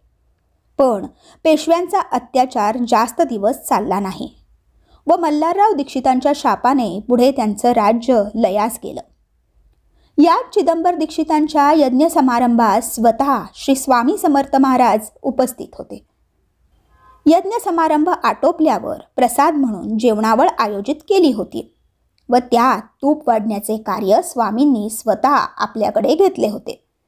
पण ऐनवेळी जेवणावळीत तूप संपून गेले. तेव्हा स्वामींनी तेथे असलेल्या सर्व कलशांना आपल्या हाताचा स्पर्श केला. तेव्हा त्या कलशातील सर्व पाण्याचे तूप झाले. अशाच श्री चिदंबर यांच्या पुण्यभूमीत श्री बाळप्पा यांचे आगमन झाले. अशा तऱ्हेने श्री स्वामी चरित्र सारामृताचा 10वा अध्याय येथेच समाप्त होतो. श्री स्वामी समर्थ. तर मंडळी, आता पुढे आपण श्री स्वामी चरित्र सारामृताचा 11वा अध्याय श्रवण करणार आहोत. जसं की आपण 10व्या अध्यायामध्ये पाहिलं की बाळप्पा यांचे आगमन मुरघोड येथे झाले आहे व त्याच गावात जन्म घेतलेले सत्पुरुष श्री चिदंबर दीक्षित यांच्या चमत्काराची गोष्ट पण आपण ऐकली. श्री बाळप्पा मुरघोड येथे आले. तेथे त्यांना श्री स्वामी समर्थ महाराजांच्या लीलांची माहिती कळल्यावर त्यांना असे वाटले की आता आपण अक्कलकोटलाच जावे व तेथे गेल्यावर आपल्याला परमार्थ प्राप्ती होईल. परंतु तेथे राहत असलेल्या ब्राह्मणांनी त्यांना असे सांगितले की अक्कलकोटला जाण्याऐवजी आपण दत्तक्षेत्री गाणगापूर येथे जावे व तेथे श्री दत्ताच्या भक्तीत लीन होऊन जावे, म्हणजे तुम्हाला परमार्थ प्राप्ती होईल. त्यांचा सल्ला ऐकून ते गाणगापूर येथे आले. गाणगापूरला येणारे बहुतेक जण आपल्या मनोकामना पूर्तीसाठी, संततीसाठी, कोणी सुखसंपत्तीसाठी, तर कोणी आपली प्रतिष्ठा वाढली पाहिजे म्हणून येत असत. पण त्यातील बाळप्पा हेच असे होते की त्यांना या गोष्टीची काहीच आवश्यकता नव्हती, पण आपल्याला फक्त परमार्थ प्राप्ती व्हावी हेच त्यांचे मुख्य ध्येय होते व त्याचसाठी ते गाणगापुरात दाखल झाले होते. त्यांना एक उच्च कोटींच्या सद्गुरूंची आवश्यकता होती. श्री बाळप्पा जेव्हा गाणगापूर येथे येऊन दाखल झाले तेव्हा त्यांनी स्वतःला दत्तगुरूंच्या सेवेत तन्मनाने झोकून दिले. आता बाळप्पा यांचा जणू दिनक्रमच बदललेला होता. ते दररोज नित्यस्नान, माध्यान्ह संध्या, जप, संध्यावंदन करीत व नेमाने दररोज जप, ध्यान व श्री गुरुदत्त यांचे नामस्मरण करीत व आपल्या उदरनिर्वाहासाठी दररोज माधुकरी मागत. पण एवढे करून सुद्धा त्यात त्यांना पाहिजे तशी मनःशांती मिळत नव्हती. असेच काही दिवस निघून गेले व त्यांना पुन्हा एका रात्री स्वप्न पडले व त्यात त्यांना 3 यतिमूर्ती आपल्या स्वप्नात दिसल्या. त्यानंतर तब्बल 15 दिवसांनी त्यांना स्वप्न पडले. त्यात त्यांना एक ब्राह्मण दिसला व त्या ब्राह्मणाने सांगितले की तू अक्कलकोट येथे जाऊन श्री स्वामी समर्थ महाराजांची सेवा कर. ती रात्र उलटली व दिवस उजाडला व जेव्हा माध्यान्ह स्नान करायला लागले तेव्हा त्यांना एक भला मोठा विंचू नजरेस पडला. पण बाळप्पा यांनी त्या विंचवाला काहीही इजा न करता तेथेच सोडून दिले. जेव्हा ते मंदिरातून बाहेर आले तेव्हा परत जात असताना त्यांना काही पारमार्थिक संकेत मिळाले व जेव्हा ते माधुकरी मागण्यासाठी गेले तेव्हा त्यांना त्या दिवशी माधुकरीत चांगले मिष्टान्न जेवायला मिळाले.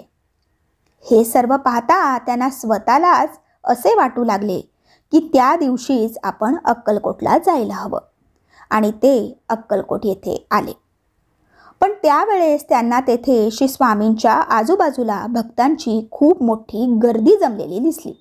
पण तेव्हा श्री बाळप्पा महाराजांना तेथे आलेलं पाहून स्वामींनी तेथे असलेल्या झाडाला आपले आलिंगन दिले व त्यातून बाळप्पा यांना संकेत दिला की त्यांनी बाळप्पांना स्वीकारलं आहे.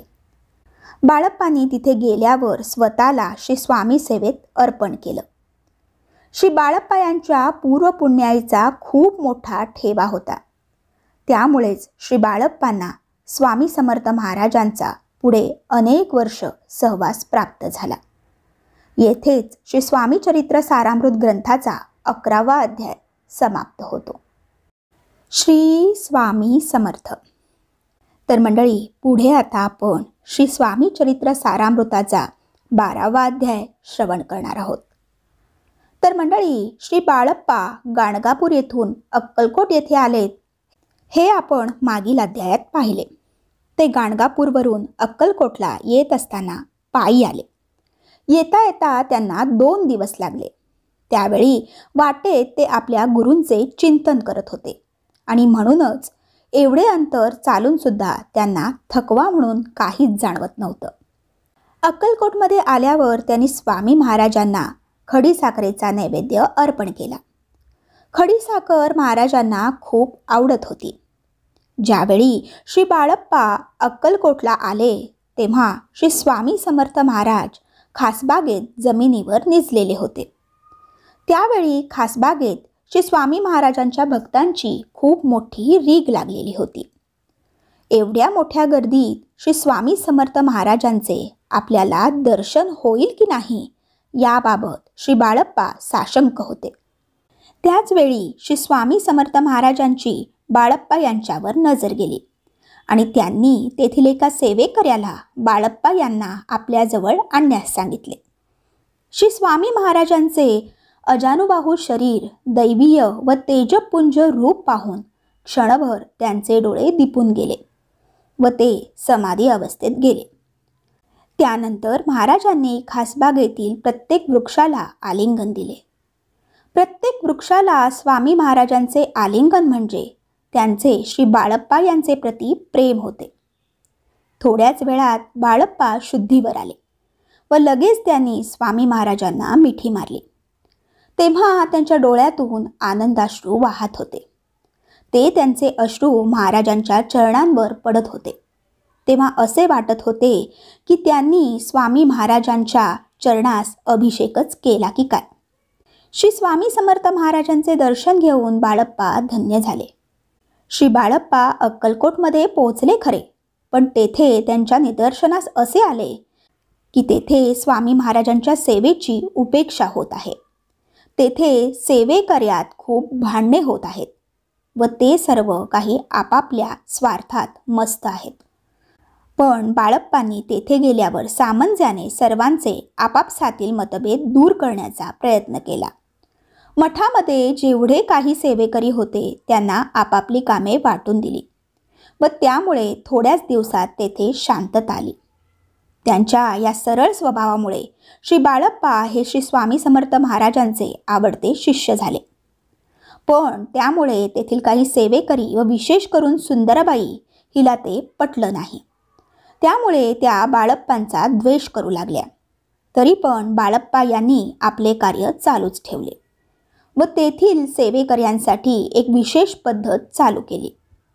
त्यामुळे श्री स्वामी महाराजांची पूजा व दर्शनासाठी श्री बाळप्पा यांनी केलेल्या व्यवस्था चांगली झाल्याने सर्व भक्तांना महाराजांचे दर्शन घेणे सोयीचे झाले. बाळप्पा यांच्या कार्यामुळे आणि श्री स्वामी समर्थ महाराजांची त्यांच्यावर होत असलेल्या प्रीतीमुळे तेथील समुदायात त्यांच्याविषयी ईर्ष्या निर्माण झाली व त्याचेच पर्यावसन असे झाले की कोण्या एका दुष्ट व्यक्तीने बाळप्पा यांना कानोल्यातून विष खाऊ घातले व त्यामुळे त्यांची प्रकृती बिघडली आणि त्यांना पोटदुखीची व्याधी उत्पन्न झाली. तरी पण ते स्वामी समर्थ महाराजांची नित्यसेवा करीतच राहिले व त्यांच्यावर महाराजांची कृपा असल्यामुळे त्यांना त्या विषातून काहीही झाले नाही. महाराजांच्या आशीर्वादाने ते विष त्यांच्या बेंबीतून वाहत राहिले व ते त्या संकटातून बचावले. जेव्हा श्री बाळप्पा महाराजांच्या पूजेबरोबर शिवाची पूजा करू लागले तेव्हा ते सुंदराबाई हिला रुचलं नाही आणि तिने ईर्षावश बाळप्पा यांना पूजा करण्यास मनाई केली. श्री चोळप्पा यांचा नातेवाईक श्री श्रीपाद भट पण त्या सेवेकरी गटात होता. त्याने सुंदराबाई व बाळप्पा यांचे भांडण दुरूनच ऐकले होते. त्यांना सुद्धा बाळप्पा यांचे मठात राहणे आवडत नव्हते. परंतु स्वामी महाराजांचं त्यांच्याविषयी असलेलं प्रेम पाहून श्रीपाद भटांना श्री बाळप्पा यांना बोलण्याची हिंमत होत नव्हती. एकदा योग्य ती संधी पाहून श्री श्रीपाद भट बाळप्पा यांना स्पष्ट म्हणाले की तुम्ही या मठात आल्यापासून येथे आमचं खूप मोठं आर्थिक नुकसान होत आहे, त्यामुळे तुम्ही आपल्या गावी परत जावे. तेव्हा बाळप्पा त्यांना म्हणाले, ठीक आहे, मला त्याची काही समस्या नाही, कारण मी येथे पैसे कमावण्यासाठी आलेलो नाही. मला फक्त येथे राहून परमार्थ गाठायचा होता. परंतु आपली मनस्थिती लक्षात घेता मी याबाबत श्री स्वामी महाराजांना बोलतो व त्यांनी जर मला घरी जाण्याची परवानगी दिली तर मी येथून निघून जातो. याची प्रचिती म्हणून श्रीपाद भटांनी स्वतःच 2 चिठ्ठ्या टाकून पाहिल्या. त्यात जर जायची परवानगी असेल तर हो व नसेल तर नाही अशा चिठ्ठ्या टाकल्या व त्या चिठ्ठ्या जेव्हा उघडल्या तेव्हा त्यात लिहिलेले होते की बाळप्पा यांनी येथेच राहून चाकरी करावी. ज्यांच्यावर महाराजांचे एवढे मोठे प्रेम व श्रद्धा होती त्यांना महाराज कसे जाऊ देतील. त्यामुळे पुढे बाळप्पा पुन्हा महाराजांच्या सेवेत रुजू झाले. अशा प्रकारे श्री स्वामी चरित्र सारामृत ग्रंथाचा 12वा अध्याय येथेच समाप्त होतो. श्री स्वामी समर्थ. तर मंडळी, श्री स्वामी समर्थ महाराजांना वंदन करून आता आपण श्री स्वामी चरित्र सारामृताच्या पुढच्या म्हणजेच 13व्या अध्यायाला सुरुवात करूयात. तर मंडळी, या पूर्ण ग्रंथात श्री बाळप्पा यांच्या व्यक्तिमत्वाचा फार मोठा प्रभाव दिसून येतो. बाळप्पा श्री स्वामी महाराजांच्या सेवेत मनापासून लीन होऊन गेले, पण त्यांच्या वाढत्या प्रभावामुळे महाराजांच्या सेवेकऱ्यात मात्र इतर सेवेकरी खूप नाराज होऊ लागले. त्यातल्या त्यात श्रीपाद भटांनी मात्र आपली हद्दच सोडली. त्यांनी त्यांच्या विरोधात अनेक कटकारस्थाने सुरू केली. त्यांचा एकमात्र उद्देश होता की कोणत्याही परिस्थितीत बाळप्पा श्री स्वामी महाराजांच्या दरबारातून गेले पाहिजेत. पण बाळप्पा तेथे निस्वार्थी भावनेने सेवा करत होते. बाळप्पा अगोदरपासून आपला व्यवसाय व आपला संसार करीत असल्याने त्यांना तेथे कोणतीही कामे करण्यास काही संकोच वाटत नव्हता. परंतु श्रीपाद भट व त्यांच्या प्रभावातील इतर सेवेकरी बाळप्पा यांना अनेक प्रकारची वायफळ कामे सांगून त्रास देत होते. पण श्री बाळप्पा हे आपल्या खंबीर मनाने सर्व काही सहन करीत होते. त्यांनी आपला मनोबल ढासू दिला नाही. एकदा श्री स्वामी समर्थ महाराज आपल्या सेवेकऱ्यांसोबत बसले असताना बाळप्पा यांना म्हणाले की निर्लज्जेसी सानिध्य गुरव. याचा अर्थ असा की जो शिष्य आपल्या गुरूंची कोणतीही सेवा करताना मनात कोणतीही अपेक्षा व लाज न बाळगता आपल्या पूर्ण श्रद्धेने काम करतो तेव्हा ते गुरुसुद्धा सदैव त्याच्या पाठीशी उभे असतात व ते आपल्या शिष्यांना साथ देतात. अगदी ह्याच तत्वावर श्री बाळप्पा महाराज श्री स्वामी समर्थ महाराजांची अत्यंत समर्पित भावनेने सेवा करू लागले. परंतु हाच समर्पित भाव सुंदराबाई व त्यांच्यावर प्रभावित असलेल्या सेवेकऱ्यांना खटकत असे. एकदा काय झाले, एका रात्री श्री स्वामी समर्थ महाराजांना लघुशंका लागली. तेव्हा श्री स्वामी समर्थ महाराजांनी श्री बाळप्पा यांना जागे करून उठविले व आपल्याबरोबर लघुशंकेला घेऊन गेले. ही गोष्ट मात्र सुंदराबाईंना खूपच खटकली व तिच्या मनात बाळप्पा यांच्याविषयी विद्वेष निर्माण झाला. तिला असं वाटलं की हा व्यक्ती कोण कोठून आला व आमच्यावर वर्चस्व गाजवू लागला. तिला मनात वाटले की हा कानामागून आला व तिखट झाला. एकदा स्वामी समर्थ महाराजांच्या एका भक्ताने त्यांना चंद्रहार अर्पण केला. तेव्हा तो हार पुढे येणाऱ्या सणाच्या दिवशी आपण घालावा असा विचार अक्कलकोट येथील राणीसाहेबांच्या मनात आला. तेव्हा तो चंद्रहार आणण्यासाठी राणीसाहेबांनी त्यांच्या एका शिपायाला बाळप्पांकडे पाठविले. त्यावेळी बाळप्पा यांनी सांगितले की तो हार तर चोळप्पा यांच्या जबाबदारीवर आहे असे सांगून तो हार राणीसाहेबास देण्यास नकार दिला व पुढे असेही सांगितले की चोळप्पा यावेळी मठात राहत नाहीत, त्यामुळे ही जबाबदारी माझी नाही असेही सांगून त्यावर आपली असमर्थता प्रकटवली. जेव्हा तो चंद्रहार मागण्यासाठी शिपाई चोळप्पा यांच्याकडे गेला तेव्हा तो हार बाळप्पा यांच्याकडे आहे असे चोळप्पा यांनी त्या शिपायाला सांगितले. मठात अशा प्रकारची होत असलेली टाळाटाळ पाहून शिपायाने मठात घडलेला हा सर्व प्रकार राणीसाहेबांना सांगितला. ही घटना जेव्हा घडली त्यावेळी त्या काळात राणीचा सुंदराबाईच्यावर खूप विश्वास होता. अगदी ह्याच गोष्टीचा त्या कुटील सुंदराबाई हिने फायदा घेऊन तिने राणीच्या मनात चोळप्पांविषयी उलटे सांगून राणीसाहेबांच्या मनात चोळप्पांविषयी जहर भरण्याचा कुटील प्रयत्न केला व त्यांना राजदरबारातून मिळत असलेले मानधन काढून घ्या असे राणीसाहेबांना सांगितले. त्यामुळे चोळप्पांविषयी राणीसाहेब खूप कठोर झाल्या व त्यांचे मानधन बंद करण्याचे आदेश दिले. श्री स्वामी समर्थ आपल्या अंतर्मनाने ह्या सर्व गोष्टी बघत होते.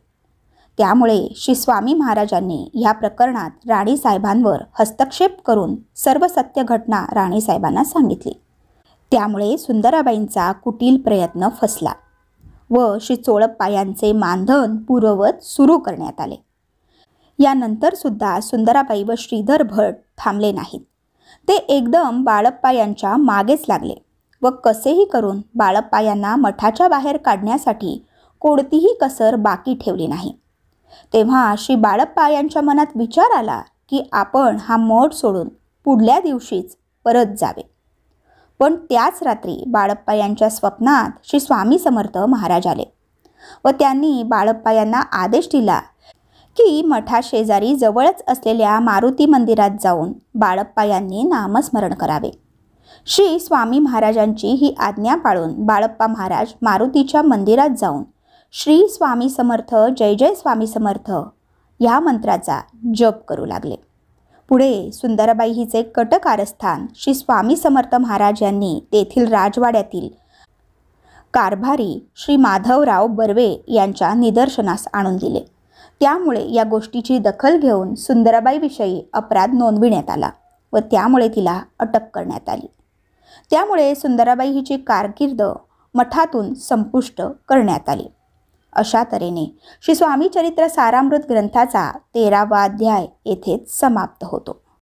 श्री स्वामी समर्थ. तर मंडळी, श्री स्वामी समर्थ महाराजांना वंदन करून श्री स्वामी चरित्र सारामृताच्या 14व्या अध्यायाला आपण आता सुरुवात करूयात. तर मंडळी, श्री स्वामी समर्थ महाराज अक्कलकोट यांच्याच परमकृपेने मी आतापर्यंत 13वा अध्याय पूर्ण करू शकलो असे या ग्रंथाचे लेखक श्री विष्णू बळवंत थोरात म्हणतात. आता पुढील अध्यायाची सुरुवातसुद्धा त्यांच्याच कृपेने होईल असे ग्रंथलेखक विष्णुबुवा म्हणतात व या अध्यायाला प्रारंभ करतात. या अध्यायात प्रामुख्याने श्री स्वामी समर्थ महाराजांची पूजा व अर्चना कशी करावी याबद्दल विवेचन केलेले आहे. भक्तांच्या मनातील शंका, समाधान इत्यादी विषयी या अध्यायात माहिती दिली आहे. तर महाराजांची भक्ती, साधना व उपासना कशी करावी हे या अध्यायात सांगितले आहे. सुरुवातीला प्रातःकाळी ब्राह्ममुहूर्तावर उठून सर्वप्रथम आपले नित्यकर्म करावे. त्यानंतर स्नान करावे व आसनावर बसून श्री स्वामी महाराजांचे स्मरण करावे.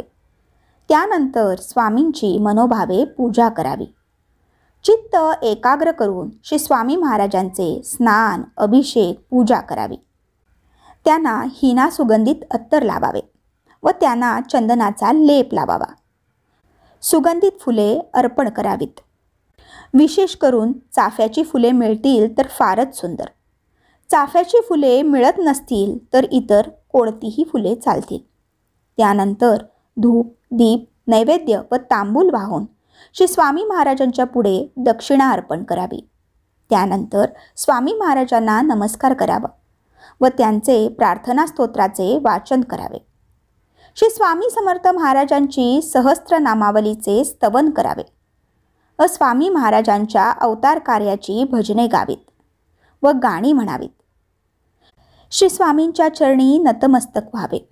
आपले कुटुंब व समाज यांचे आरोग्य चांगले राहावे यासाठी महाराजांच्या चरणी लीन होऊन प्रार्थना करावी. दर गुरुवारी स्वामी महाराजांचे व्रत करावे व त्यांच्या नावाने उपवास करावा व प्रदोष काळी उपवास सोडून द्यावा.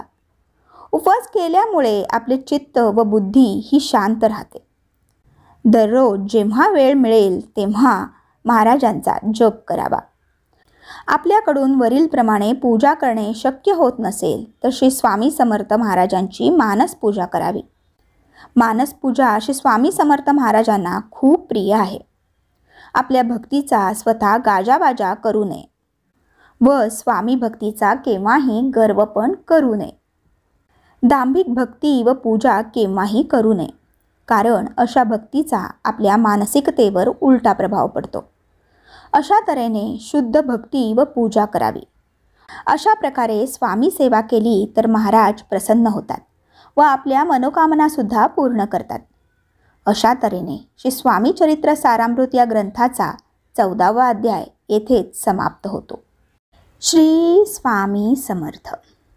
तर मंडळी, श्री स्वामी समर्थ महाराजांना वंदन करून आता पुढे श्री स्वामी चरित्र सारामृताच्या 15व्या अध्यायाला आपण सुरुवात करूयात. तर मंडळी, निस्वार्थ भावनेने श्री स्वामी समर्थ महाराजांची पूजा केली तर मनुष्याला तीर्थ करणे, हठयोग करणे तसेच वेदाभ्यास करण्याची सुद्धा आवश्यकता नाही. आपले पाप, ताप व दैन्य यापासून आपण मुक्त होऊ शकतो. प्रपंच कितीही कठीण असला तर आपल्या कठीण प्रसंगी श्री स्वामी समर्थ महाराज निश्चितच धावून येतात. याची अनेक भक्तांना प्रचिती आली आहे. आपल्या हातून चांगले कर्म व योग्य आचरण कसे होईल हा विचार करणे फार आवश्यक आहे. जर असे घडले तर श्री स्वामी समर्थ महाराज आपल्या मोक्षाचे दरवाजे मोकळे करून देतात. आपल्या जीवनात श्री स्वामी समर्थ महाराज कधीही एका ठिकाणी बसले नाहीत. त्यांचा संचार केव्हा व कोठे होईल हे सुद्धा सांगणं कठीण आहे. जेव्हा ते आसपासच्या कोणत्याही गावाला गेले तर त्यांच्या आजूबाजूला लोकांची गर्दी होत असे व त्यामध्ये लोक आपली गाऱ्हाणी व संकटे स्वामींच्या समक्ष मांडत असत व त्यातून स्वामी त्यांना योग्य ते मार्गदर्शन देऊन त्यांची संकटातून मुक्तता करीत. अशाच एका वेळी श्री स्वामी समर्थ महाराज मंगळवेढा येथे आले असताना ते तेथील जवळच्या जंगलात गेले होते. तेव्हा ते काट्यांची शय्या करून त्यावर झोपले. त्याच गावात एक बस्सप्पा तेली नावाचा गरीब दरिद्री ब्राह्मण राहत होता. तो नेहमी अनेक प्रकारच्या आर्थिक विवंचनेत राहत असल्यामुळे त्याला त्याची बायको व त्याची संतान टाकून बोलत असत. त्यामुळे त्याची इच्छा आपल्याला एकांतवास मिळावा व आपले अशांत मन शांत व्हावे म्हणून आपल्या गावाशेजारील असलेल्या जंगलात तो गेला. तो जंगलात गेला तर त्याने पाहिले की कोणीतरी मनुष्य एका काटेरी शय्येवर झोपले आहेत. त्या महाराजांना त्या अवस्थेत पाहून त्याला मोठा अचंबा वाटला. तो आपल्या मनाशीच विचार करू लागला की ह्या काटेरी शय्येवर झोपलेला मनुष्य हा साधासुद्धा नसून एक कोणीतरी अवतारी महात्मा आहे. अगदी त्याच वेळी त्याच्या पायाला काटा रुतला व त्याला फार वेदना झाल्या. आपल्याला एक काटा रुतला तर एवढ्या वेदना होत आहेत, मात्र हे साधू महाराज या काट्यांच्या शय्येवर झोपले असताना त्यांच्या शरीराला किती मोठ्या वेदना होत असतील ह्याचा विचार करूनच त्याच्या अंगाला शहारे आले.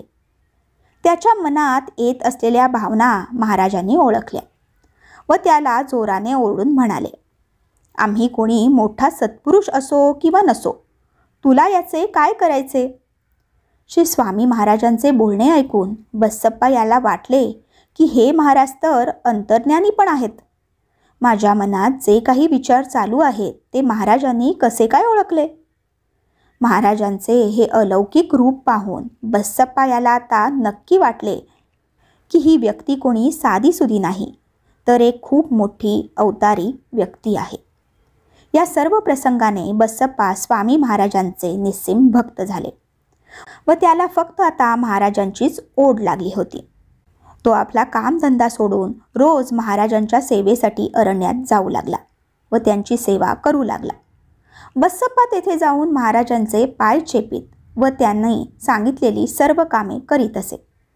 तो महाराजांच्या एवढ्या नादी लागला की कधीकधी रात्र होई, पण त्याला आपल्या बायको मुलांची आठवणसुद्धा येत नसे. श्री स्वामी महाराजांना बघण्यासाठी जेव्हा गावकरी अरण्यात गेले तेव्हा त्यांना असे वाटले की स्वामींचे रूप हे बालोन्मत्त पिशाच्च वृत्तीसारखे आहे व त्यांच्याबरोबर बसप्पासुद्धा या वेड्यांच्या नादी लागून आपला संसार उद्ध्वस्त करीत आहे व आपल्या संसाराची माती करीत आहे. त्याच्या या वागण्यामुळे मंगळवेढा गावातील लोक, त्याची पत्नी व मुलं हे सुद्धा त्याला अद्वा बोलू लागले व त्याला हिणवू लागले. पण बसप्पा याने कोणाचीही पर्वा केली नाही व आपली स्वामी सेवा निरंतर चालू ठेवली. एकदा स्वामी समर्थ अरण्यातून जात असताना रस्त्यावर खूप काटे होते, तरीसुद्धा स्वामी त्यावरून पुढे जाऊ लागले व त्यांच्या मागे बसप्पा तेलीसुद्धा जाऊ लागला. पुढे अरण्यात जाता जाता खूप अंधार झाला व बरीच रात्र होऊ लागली. त्यानंतर बसप्पा तेली ह्याला एक घटना दृष्टीस पडली. जंगलात जिकडे तिकडे रस्त्यावर व झाडावर सुद्धा सर्प दिसू लागले. तेव्हा बसप्पा तेली घाबरला. पण महाराजांनी बसप्पा तेली याला म्हटले की घाबरू नको, जितके पाहिजे तितके घे.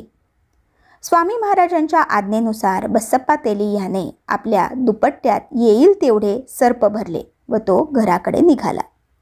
घरी जाऊन उत्सुकतेने त्याने आपला दुपट्टा उघडला व पाहू लागला तर काय आश्चर्य, त्या दुपट्ट्यात जेवढे सर्प टाकले होते त्या सर्पाचं रूपांतर पिवळ्या सोन्यात झालं होतं.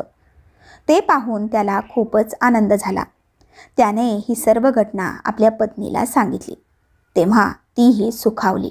अशा प्रकारे श्री स्वामी समर्थ महाराजांनी बसप्पा तेल्याचं दुःख व दारिद्र्य दूर केलं व नंतर तो सुखाने आपला संसार जगू लागला. अशा तऱ्हेने श्री स्वामी चरित्र सारामृत ग्रंथाचा 15वा अध्याय येथे समाप्त होतो. श्री स्वामी समर्थ. तर मंडळी, श्री स्वामी समर्थ महाराजांना वंदन करून आता पुढे श्री स्वामी चरित्र सारामृत ग्रंथाच्या 16व्या अध्यायाला आपण सुरुवात करूयात. तर मंडळी, श्री स्वामी चरित्र सारामृत ग्रंथाचे रचयिते श्री विष्णू बळवंत थोरात हे गणपतीला वंदन करून हा 16वा अध्याय प्रारंभ करतात. आपल्या भक्तांचे रक्षण करण्यासाठी श्री दत्तगुरु यतिरूपात प्रकट होऊन त्यांनी आपल्या भक्तांचा उद्धार केला. श्री स्वामी समर्थ महाराज हे अक्कलकोट येथे प्रकट होऊन शेवटी तेथेच त्यांनी आपला शेवटचा काळ व्यतीत केला आणि आपली समाधी घेतली. त्यांच्या ह्या अक्कलकोटच्या प्रवासात स्वामींचे असंख्य भक्त होऊन गेले. पण या सर्व भक्तात श्री स्वामी सूत हे सर्वश्रेष्ठ भक्त म्हणून गणले गेले. हा अध्याय श्री स्वामी सुतांवर असल्यामुळे त्यांचे चरित्र जो कोणी श्रवण करेल त्यांचे दुःख व दोष हे लयास जातील, असे श्री विष्णुबुवा म्हणतात. कोकणमधील राजापूर तालुक्यातील इटिया गावातील श्री हरिभाऊ नावाचे एक सद्गृहस्थ नोकरीनिमित्त मुंबई येथे राहायला आले होते. ते एका सुसंपन्न घराण्यातील होते. त्यांची आई व लहान भाऊ त्यांच्या इटिया या गावात राहत होते. मुंबईमध्ये आपल्या वास्तव्यात असताना त्यांची मैत्री पंडित नावाच्या एका व्यक्तीबरोबर झाली. त्यांचा मित्र पंडित हा दिवाळखोर झाला होता व त्यांच्यावर खूप मोठे कर्ज झाले होते.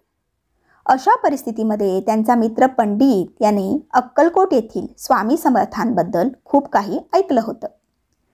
तेव्हा श्री स्वामी समर्थ महाराजांविषयी त्यांच्या मनात श्रद्धा निर्माण झाली व त्यातच त्यांनी महाराजांना नवस केला की जर ते येत्या 8 दिवसात कर्जमुक्त झाले तर ते महाराजांच्या दर्शनासाठी अक्कलकोटला जातील.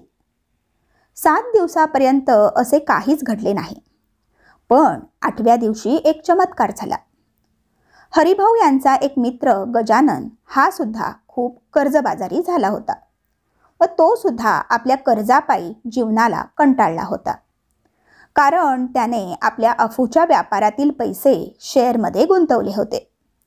पण शेअर्सचे भाव अचानक घसरले व त्यामुळे गजाननाचे फार मोठे नुकसान झाले. अगदी त्याच वेळी हरिभाऊ, गजानन व पंडित हे तीनही मित्र एका ठिकाणी भेटतात व आपापल्या व्यथा एकमेकांना सांगतात. तेव्हा त्यातील पंडित असे म्हणतो की माझ्यावर सुद्धा खूप कर्ज झाले आहे.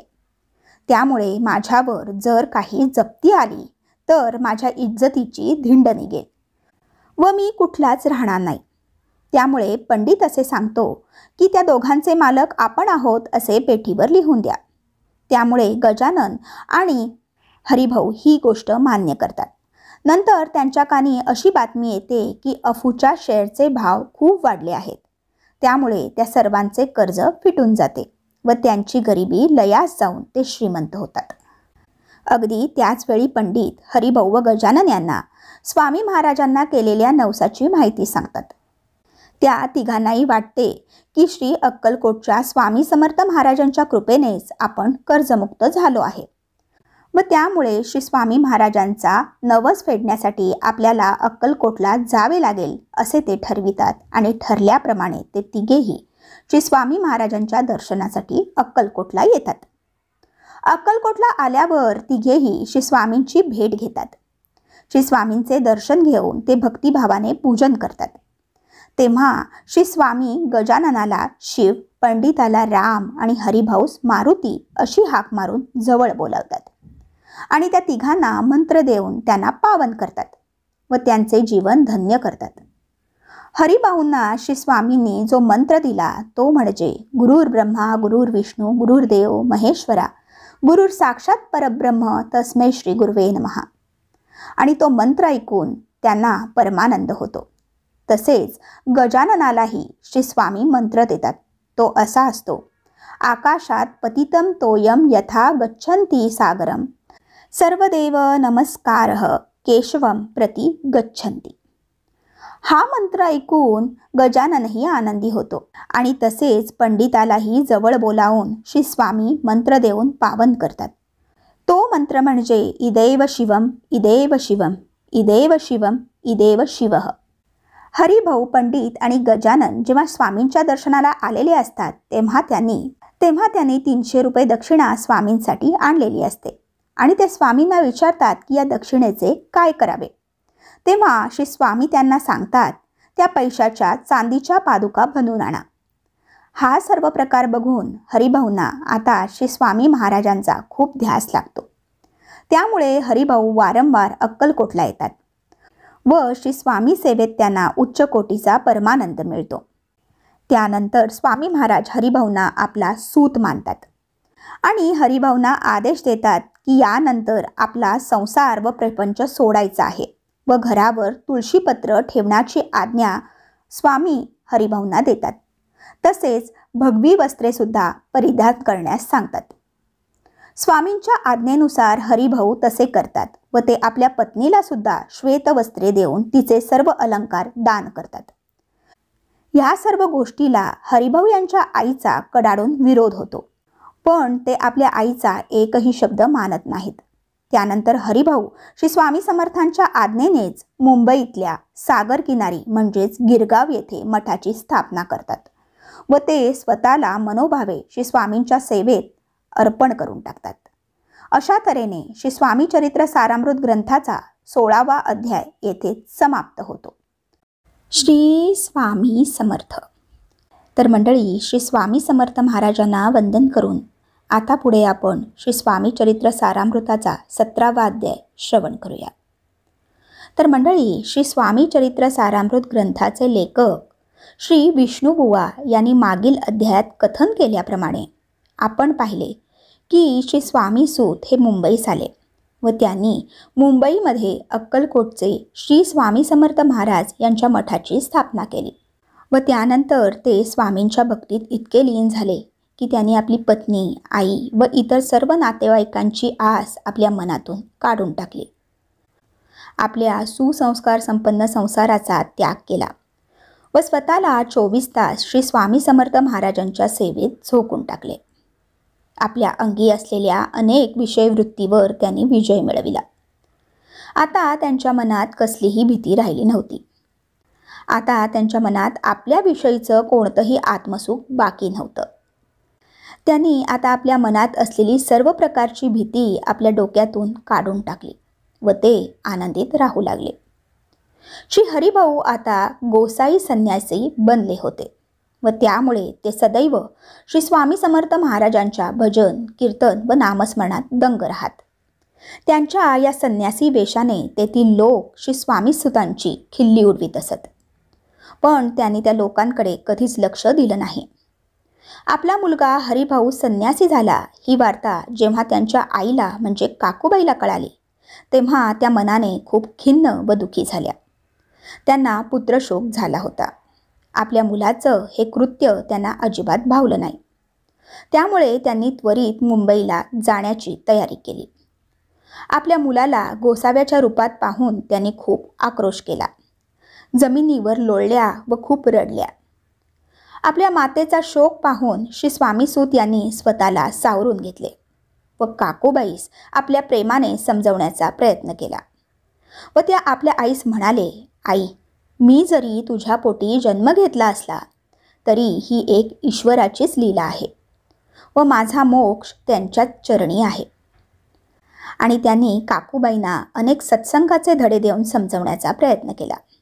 आपल्या मुलाचे हे एकाएकी परिवर्तन कसे झाले हे जाणून घेण्यासाठी काकूबाईंनी मामलेदार म्हणजे श्री यशवंतराव भोसेकर यांची भेट घेतली. त्याकाळी ते एक थोर संत म्हणून ओळखले जात होते. काकूबाई यांनी श्री देव मामलेदार यांच्याकडे जेव्हा स्वतःच्या मुलाविषयी विचारले तेव्हा त्यांनी सांगितले की तुझ्या मुलाला पिशाच्च वृत्ती झालेली आहे, त्यामुळे तुझ्या मुलाला बरे करण्यास मी असमर्थ आहे.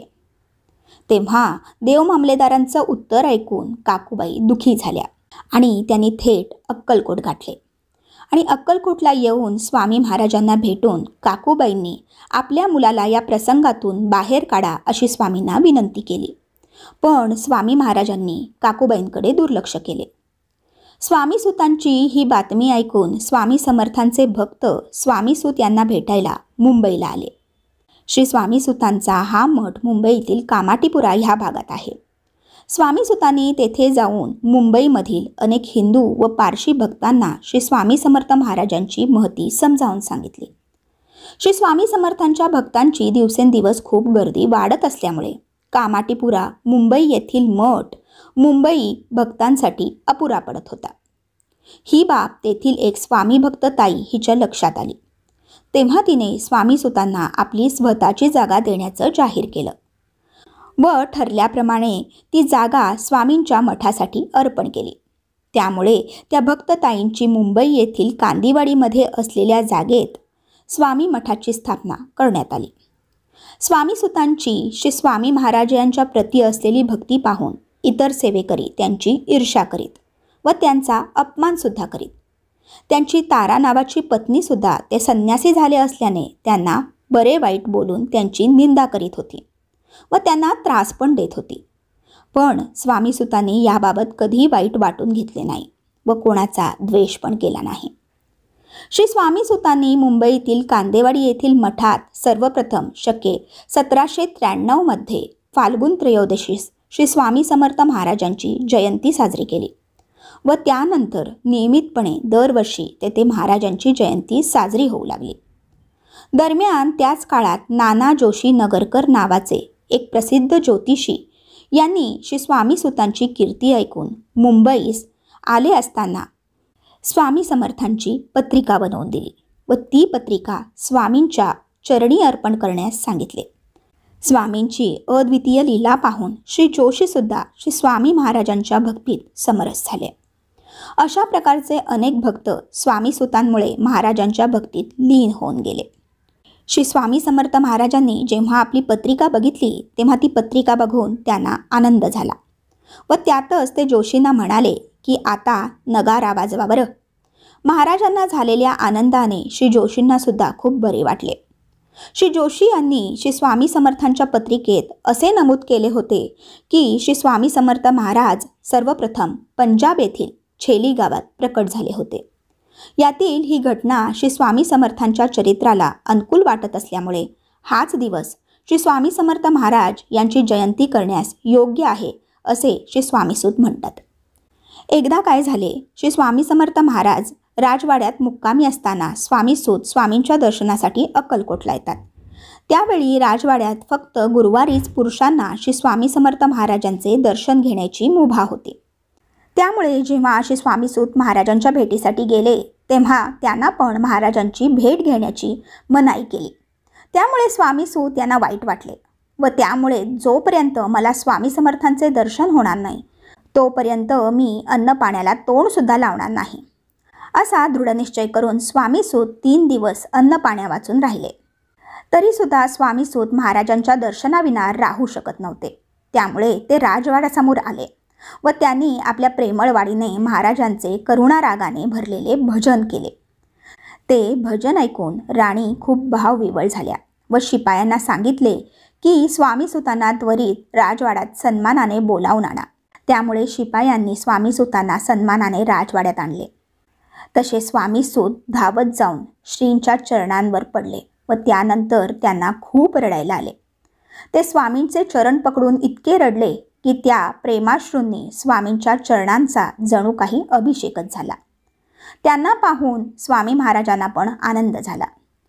एक दिवस स्वामीसूत स्वामी भजनात इतके दंग होऊन गेले की त्यांनी स्वामींच्या खडावा काढल्या व आपल्या पायात घालून ते दंग होऊन नाचू लागले. स्वामी महाराजांच्या पादुका स्वामीसूतांनी आपल्या पायात घातल्याच कशा ही गोष्ट इतर सेवेकरांच्या मनात खूप खुपली व त्यांचा द्वेष काढला व त्यांनी स्वामी महाराजांना श्री स्वामीसूतांबद्दल तक्रार केली व महाराजांना सांगितले की स्वामीसूत आता स्वतःला तुमच्यासारखे समजत आहेत, त्यामुळे तुमच्या पादुका आपल्या पायात घातल्या आहेत. स्वामी समर्थ महाराजांचे जे प्रेम स्वामीसूतांवर होते ते प्रेम इतर कोणत्याही सेवेकऱ्यांवर नव्हते. पण इतर सेवेकऱ्याचे मन राखण्यासाठी त्या पादुका महाराजांनी स्वामीसूताला काढण्यासाठी सांगितले. पण या गोष्टीचा स्वामीसूतांच्या मनावर खूप परिणाम झाला. इतर सेवेकऱ्यांचे ऐकून महाराजांनी आपल्या पायातील पादुका काढून घेतल्या. त्यामुळे स्वामीसूत दुखी झाले आणि दुःखित अंतःकरणाने ते त्वरित मुंबईला जायला निघाले. स्वामी समर्थ महाराजांनी त्यांना अडवण्याचा खूप प्रयत्न केला, पण स्वामीसूतांनी महाराजांचे काही एक ऐकले नाही व ते मुंबईला आपल्या मठात परत आले. स्वामीसूतांना हे सर्व दुःख अनावर झाले व त्यातच ते एका गंभीर आजाराला बळी पडले आणि त्यांचं निधन झालं. स्वामीसूतांच्या निधनाचे वृत्त महाराजांच्या कानी पडले तेव्हा ते खूप दुःखी झाले. त्या दिवशी ते स्नान करीत नव्हते. आपल्या डोक्याला व शरीराच्या इतर अंगांना गंध पण लावित नव्हते. ते कोणाशी बोलत पण नव्हते. ते जमिनीवर लोळत होते व हुंदके देत होते. नंतर थोडे दिवसांनी मुंबईवरून एक वार्ता येते की स्वामीसूतांचे निधन झाले आहे. त्यावेळी पूर्ण अक्कलकोट नगरीत शोककळा पसरते.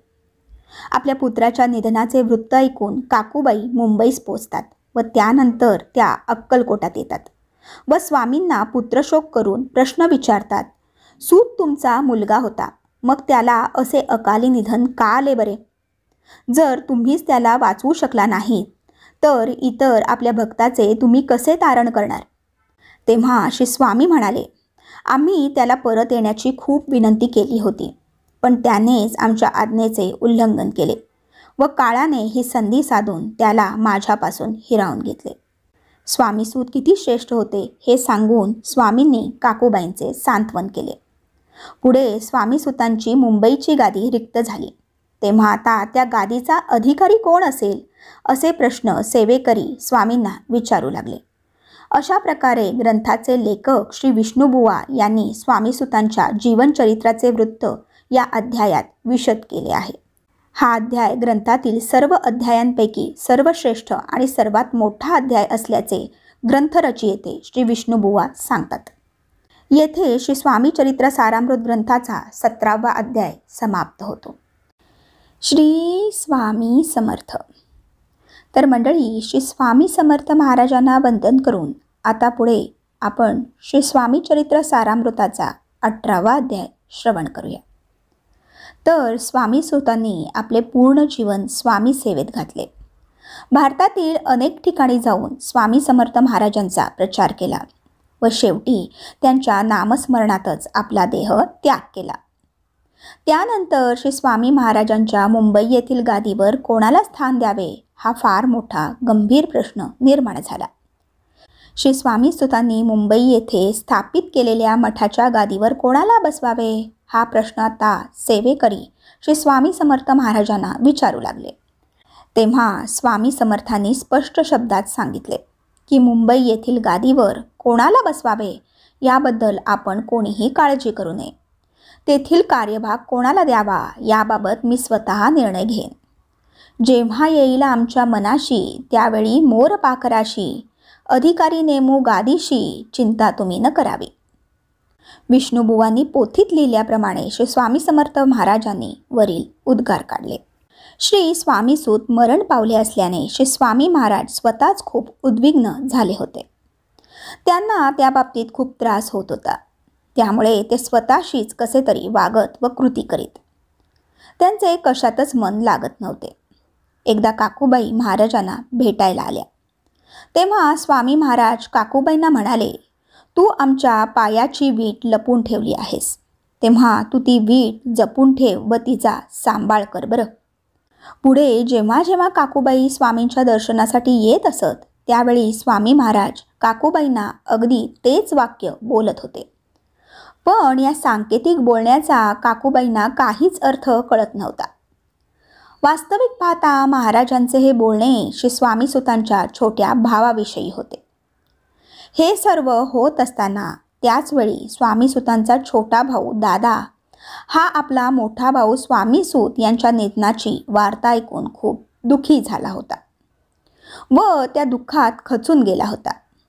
त्यामुळं त्याचं शरीर क्रूश होत चाललं होतं. त्याचा स्वभावही खूप चंचल होता व कोणतीही गोष्ट तो आपल्या मनाला खूप लावून घेत असे. काकूबाईंना त्याच दादांच्या तब्येतीची खूप काळजी लागली होती.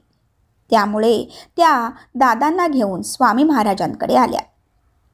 महाराजांची भेट घेतली व त्यांना विनवणी केली की कृपा करून निदान दादांची तब्येत तरी बरी करून द्या. श्री स्वामी समर्थ महाराजांनी काकूबाईंचे बोलणे ऐकून घेतले आणि दादांची तब्येत चांगली होण्यासाठी काकूबाईंना सांगितले की याची तब्येत चांगली होण्यासाठी तू ह्याला दिवसातून 4 वेळा मनसोक्त जेवू घाल व मनात कोणतीही चिंता बाळगू नकोस.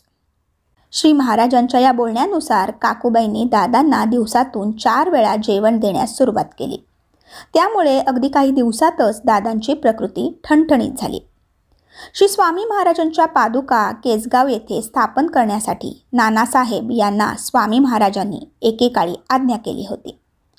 ते आता मोगलाई येथील केसगावात राहत होते. त्यांनी आपल्या जवळील बरेच धन खर्च करून तेथे स्वामी महाराज यांचा मठ स्थापन केला होता.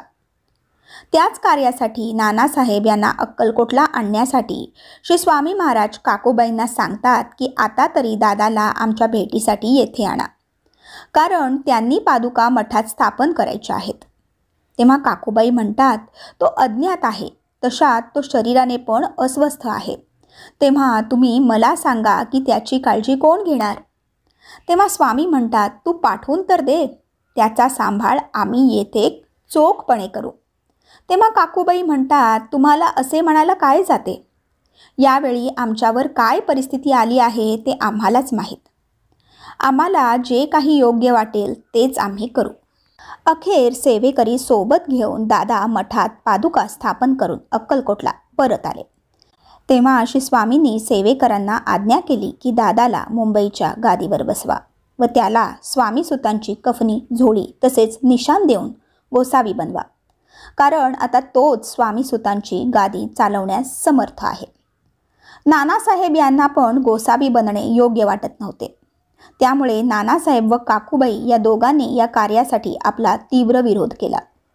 शेवटी जेव्हा कोण्या ना कोण्या कारणावरून दादांना मुंबईहून अक्कलकोटला यावे लागले, तेव्हा स्वामी महाराजांनी त्यांना आज्ञा केली. तेव्हा पण त्यांनी साफ नकार दिला. तेव्हा स्वामींनी भुजंगास आज्ञा केली की ह्या माझ्या पादुका घे आणि दादाच्या डोक्यावर ठेव. भुजंगाने तसे केले आणि काय चमत्कार! श्री स्वामींच्या पादुका दादाच्या मस्तकी धारण झाल्याबरोबर दादाच्या मनास उपरती झाली. सर्व अज्ञान लयास गेले व त्यांच्या डोक्यातून व हृदयातून ज्ञानगंगा वाहू लागली. शेवटी दादा श्री स्वामींच्या चरणी पूर्ण रूपाने आणि हृदयाने समर्पित झाला. हे पाहून काकूबाई मनात साशंक झाल्या व त्यांनी स्वामींना विचारले की हे तुम्ही काय विपरीत घडवून आणत आहात? दादाच्या डोक्यावर आपण काय म्हणून पादुका ठेवत आहात? तेव्हा स्वामींनी सांगितले की आम्हाला जे योग्य वाटते तेच आम्ही करत आहोत, त्यामुळे तुम्ही व्यर्थ बडबड करू नका. ती सर्व परिस्थिती पाहून काकूबाई तेथे आकांड तांडव करतात, पण स्वामी काकूबाईंकडे लक्ष देत नाहीत. दुसऱ्या दिवशी श्री स्वामी महाराज दादाला गोसावी बनवून दादांना भिक्षा मागण्यासाठी पाठवतात. तेव्हा श्री स्वामी प्रेमाने दादाला जवळ बोलावतात आणि म्हणतात, ही काकूबाई अनुसूया माता आहे, तेव्हा तू सर्वप्रथम हिच्याकडे भिक्षा माग. तेव्हा दादा काकूबाईंजवळ जातात. तेव्हा काकूबाईंना फार दुःख होते. तेव्हा दादा काकूबाईला म्हणतात, आजपासून ही ऐहिक दुःखे मला तुच्छ वाटत आहेत. पुत्राचे हे बोलणे ऐकून काकूबाई खूप व्यथित होतात. यानंतर पुढे दादा स्वामीसुतांच्या गादीवर बसून मुंबईची संस्था चालवितात. अशा प्रकारे श्री स्वामी चरित्र सारामृत ग्रंथाचा 18वा अध्याय इथे समाप्त होतो.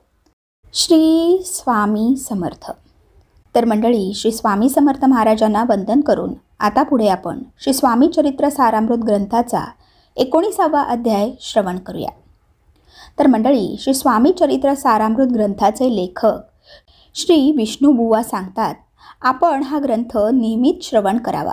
त्यामुळे आपल्याला परब्रह्म काय आहे ते कळेल व त्याचबरोबर दिव्य ज्ञान प्राप्त होईल. आपलं चित्त शुद्ध होईल व मनास परमानंद मिळण्याचा मार्ग सोपा होईल. त्याचबरोबर या नरदेहातून मुक्त होऊन मोक्षाची प्राप्ती होईल. आळंदीच्या आजूबाजूमधील व आसपासच्या क्षेत्रात एक नृसिंह सरस्वती नावाचे मोठे सत्पुरुष होऊन गेले. ते त्या क्षेत्रात खूप प्रसिद्ध होते. त्यांना योगाभ्यासाचे खूप ज्ञान होते. तरीसुद्धा त्यांनी कृष्णा नदीच्या तीरावरील अनेक पवित्र स्थळांना भेटी दिल्या. योगातील अनेक प्रकारचे ज्ञान असलेल्या अनेक महासाधू संतांना पण त्यांनी भेटी दिल्या. तरीही हठयोगाविषयी त्यांना विशेष अधिक माहिती कोणी देऊ शकले नाही. त्यामुळे आपल्याला हठयोग यावा ही त्यांच्या मनात खूप इच्छा होती. श्री स्वामी समर्थ महाराजांविषयी त्यांनी बरेच काही ऐकले होते व अनेक लोकांकडून स्वामींचा महिमा ऐकून त्यांना महाराजांना भेटण्याची तीव्र इच्छा मनात झाली. त्यामुळे ते महाराजांचे दर्शन घेण्यासाठी अक्कलकोटला आले. नृसिंह सरस्वती महाराज अक्कलकोटला का आले आहेत हे स्वामी महाराजांना अगोदरच कळून चुकले होते. त्यामुळे जेव्हा महाराजांचे दर्शन घेत असताना श्री स्वामी समर्थ महाराज योगातील आज्ञाचक्र भेद कसा करावा याबाबत एक श्लोक म्हणाले, तेव्हा श्री नृसिंह सरस्वती यांची समाधी लागली व त्यांच्या शरीरातून ब्रह्मांडातील निघालेल्या प्राणवायूचा संचार झाला व त्यांचे पूर्ण शरीर निश्चेष्ट पडले. त्यामुळे तिथे जमलेल्या सर्व स्वामी भक्तांना खूप आश्चर्य वाटले. काही वेळानंतर श्री नृसिंह सरस्वती यांची समाधी उतरली व ते जेव्हा ध्यानावर आले त्यावेळी ते स्वामी महाराजांच्या दिशेने धावत गेले व त्यांनी त्यांच्या चरणांना आपले मस्तक टेकले. स्वामी समर्थांच्या परमदर्शनाने त्यांच्या चित्ताला खूप आनंद झाला. ते आपल्या मनात विचार करत होते की मी हठयोग शिकण्यासाठी फालतू इकडे तिकडे भटकलो व माझा अमूल्य वेळ नष्ट केला. तहान लागल्यावर विहीर जवळ असूनही विहिरीचे पाणी जसे पिता येत नाही, अगदी तसेच माझे झाले होते. हठयोग शिकण्यासाठी खूप प्रयत्न केले, पण ते सर्व कष्ट व्यर्थ गेले. ते स्वामींना म्हणाले की आज तुमच्या कृपेनेच माझी इच्छा पूर्ण झाली. आता माझ्या पूर्ण इच्छा व चिंता दूर झाल्या आहेत व माझा कार्यभाग आता पूर्ण झाला आहे. त्यानंतर काही दिवस नृसिंह सरस्वती यांनी तेथे व्यतीत केल्यानंतर त्यांनी श्री स्वामी समर्थ महाराजांची आज्ञा घेतली व ते आपल्या आळंदीला परत आले. आता त्यांच्यात असलेल्या सिद्धीने ते काम करू लागले. त्यामुळे त्यांची कीर्ती जोमाने जिकडे तिकडे वाढू लागली. एक दिवस ते पुन्हा स्वामी महाराजांच्या दर्शनासाठी अक्कलकोटला आले. तेव्हा त्यांना स्वामीच आपले गुरु आहेत याची प्रचिती आली. त्यामुळे ते स्वामी महाराजांना वंदन करून आपले हात जोडून उभे असताना स्वामी त्यांना म्हणाले, "का रे बाबा, तू आपली सिद्धी अजून सोडली नाही असे दिसत आहे. आता तरी तुझ्या अंगी असलेली सिद्धी सोडून देशील तरच तुझे भले होईल व तुला श्रेष्ठत्व प्राप्त होईल व तुझा अंतकाळ प्रभूच्या चरणी होऊन मोक्ष पावशील." महाराजांचे हे बोलणे ऐकून तेथे हजर असलेल्या भक्तजणांना श्री स्वामी समर्थ असा उपदेश का देत आहेत हे ऐकून आश्चर्य वाटले. पुढे नृसिंह सरस्वतींना आपल्या दुःखाचे कारण समजले व त्यामुळे त्यांनी आपल्या अंगी असलेली सिद्धी सोडून दिली व ते आळंदीला परत आले. श्री स्वामी समर्थांच्या अनेक भक्तगणांमध्ये एक भक्त श्री यशवंत भोसेकर होते. त्या क्षेत्रात सर्व लोक त्यांना देव मामलेदार म्हणून सुद्धा ओळखत असत. ते सुद्धा स्वामी महाराजांचे एक निस्सीम भक्त होते. महाराजांची पण त्यांच्यावर खूप मोठी कृपादृष्टी असल्याने त्यांना ज्ञानप्राप्ती झाली. वासुदेव बळवंत फडके हे एक मोठे ब्राह्मण असून सुद्धा ते क्रांतिकारी प्रवृत्तीचे होते. आपल्या देशाला स्वातंत्र्य मिळाले पाहिजे म्हणून त्यांनी इंग्रजांच्या विरोधात बंड पुकारले होते. त्यांनी स्वामी महाराजांची खूप कीर्ती ऐकली होती. त्यामुळे ते आपली तलवार हाती घेऊन अक्कलकोटला आले. श्री स्वामी समर्थ महाराजांच्या हाताचा जर आपल्या तलवारीला स्पर्श मिळाला तर श्री स्वामी महाराजांच्या कृपेने आपल्याला आपल्या कार्यात यश मिळेल ही त्यांची भावना होती. त्यामुळे वासुदेव बळवंत फडके यांनी आपली तलवार स्वामी महाराजांच्या समोर ठेवली व दूर उभे राहून स्वामींच्या आदेशाची प्रतीक्षा करू लागले. पण या कार्यामध्ये यश मिळणार नाही कारण ही योग्य वेळ नाही हे सुचविण्यासाठी स्वामींनी ती तलवार जवळच्या तरवडाच्या झाडाच्या फांदीवर ठेवून दिली. श्री स्वामींना काय सांगायचे आहे हे वासुदेव बळवंत फडके यांना समजून गेले. पण त्यांच्या मनात आपल्या मातृभूमीचे प्रेम हे आपले कर्तव्य आहे व ते शिरसावंद्य समजून त्यांनी पुढे बंड पुकारले. पण पुढे त्यांना त्यांच्या कार्यात यश मिळाले नाही. श्री तात्यासाहेब भोसले नावाचे एक राजदरबारातील आश्रित सरदार अक्कलकोट येथे राहत होते. ते स्वामी समर्थांचे एक निस्सीम भक्त होते. ते दररोज रात्रंदिवस श्री स्वामी महाराजांच्या चरणी लीन होऊन त्यांचे भजन पूजन करीत असत. एक दिवस त्यांना आपल्यासमोर चक्क यमदेवतेचे दर्शन झाले. ते दृश्य पाहून त्यांना असे वाटले की त्यांचा मृत्यू जवळ आला आहे. तेव्हा ते स्वामी महाराजांकडे गेले व आपल्याला मरणाच्या संकटातून वाचवा असे म्हणाले. त्याचवेळी स्वामींनी यमदेवांना आपल्या समक्ष बोलावून आज्ञा केली की हा माझा भक्त आहे, त्यामुळे त्याला हात लावण्याची हिंमतही करू नकोस. यमदेवतेने श्री स्वामी समर्थांच्या आज्ञेचे पालन केले.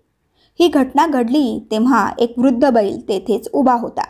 तेव्हा स्वामी समर्थांनी यमाला आज्ञा केली की सध्या या बैलाचे वय पूर्ण झाले आहे, तेव्हा तू या बैलाला सोबत घेऊन जा. श्री स्वामी समर्थांची आज्ञा यमाने पाळली व त्याचबरोबर तो बैल मृत्युमुखी पडला. अशा प्रकारे महाराजांनी बैलाला तर मुक्ती दिलीच, पण त्याचबरोबर तात्यांचे प्राण वाचून त्यांना जीवनदान दिले. श्री विष्णुबुवा पुढे म्हणतात की श्री स्वामी समर्थ महाराजांच्या अशा अनेक लीला आहेत व त्या जर सांगितल्या तर हा ग्रंथ लिहिण्यासुद्धा अपूर्ण पडेल. अशा प्रकारे श्री स्वामी चरित्र सारामृत ग्रंथाचा 19वा अध्याय येथे समाप्त होतो. श्री स्वामी समर्थ. तर मंडळी, श्री स्वामी समर्थ महाराजांना वंदन करून आता पुढे आपण श्री स्वामी चरित्र सारामृत ग्रंथाचा 20वा अध्याय श्रवण करूया. तर आतापर्यंत 19 अध्याय पूर्ण झालेत. ही श्री स्वामी समर्थ महाराजांचीच कृपा आहे असे श्री स्वामी चरित्र सारामृत ग्रंथाचे लेखक श्री विष्णुबुवा थोरात म्हणतात व पुढील 20वा अध्याय लिहिण्यापूर्वी ते गणपतीची आराधना करून आता 20वा अध्याय लिहिण्यास प्रारंभ करतात. एक दिवस काय झाले, एक व्यक्ती द्रव्य प्राप्तीच्या आशेने अक्कलकोटला आला.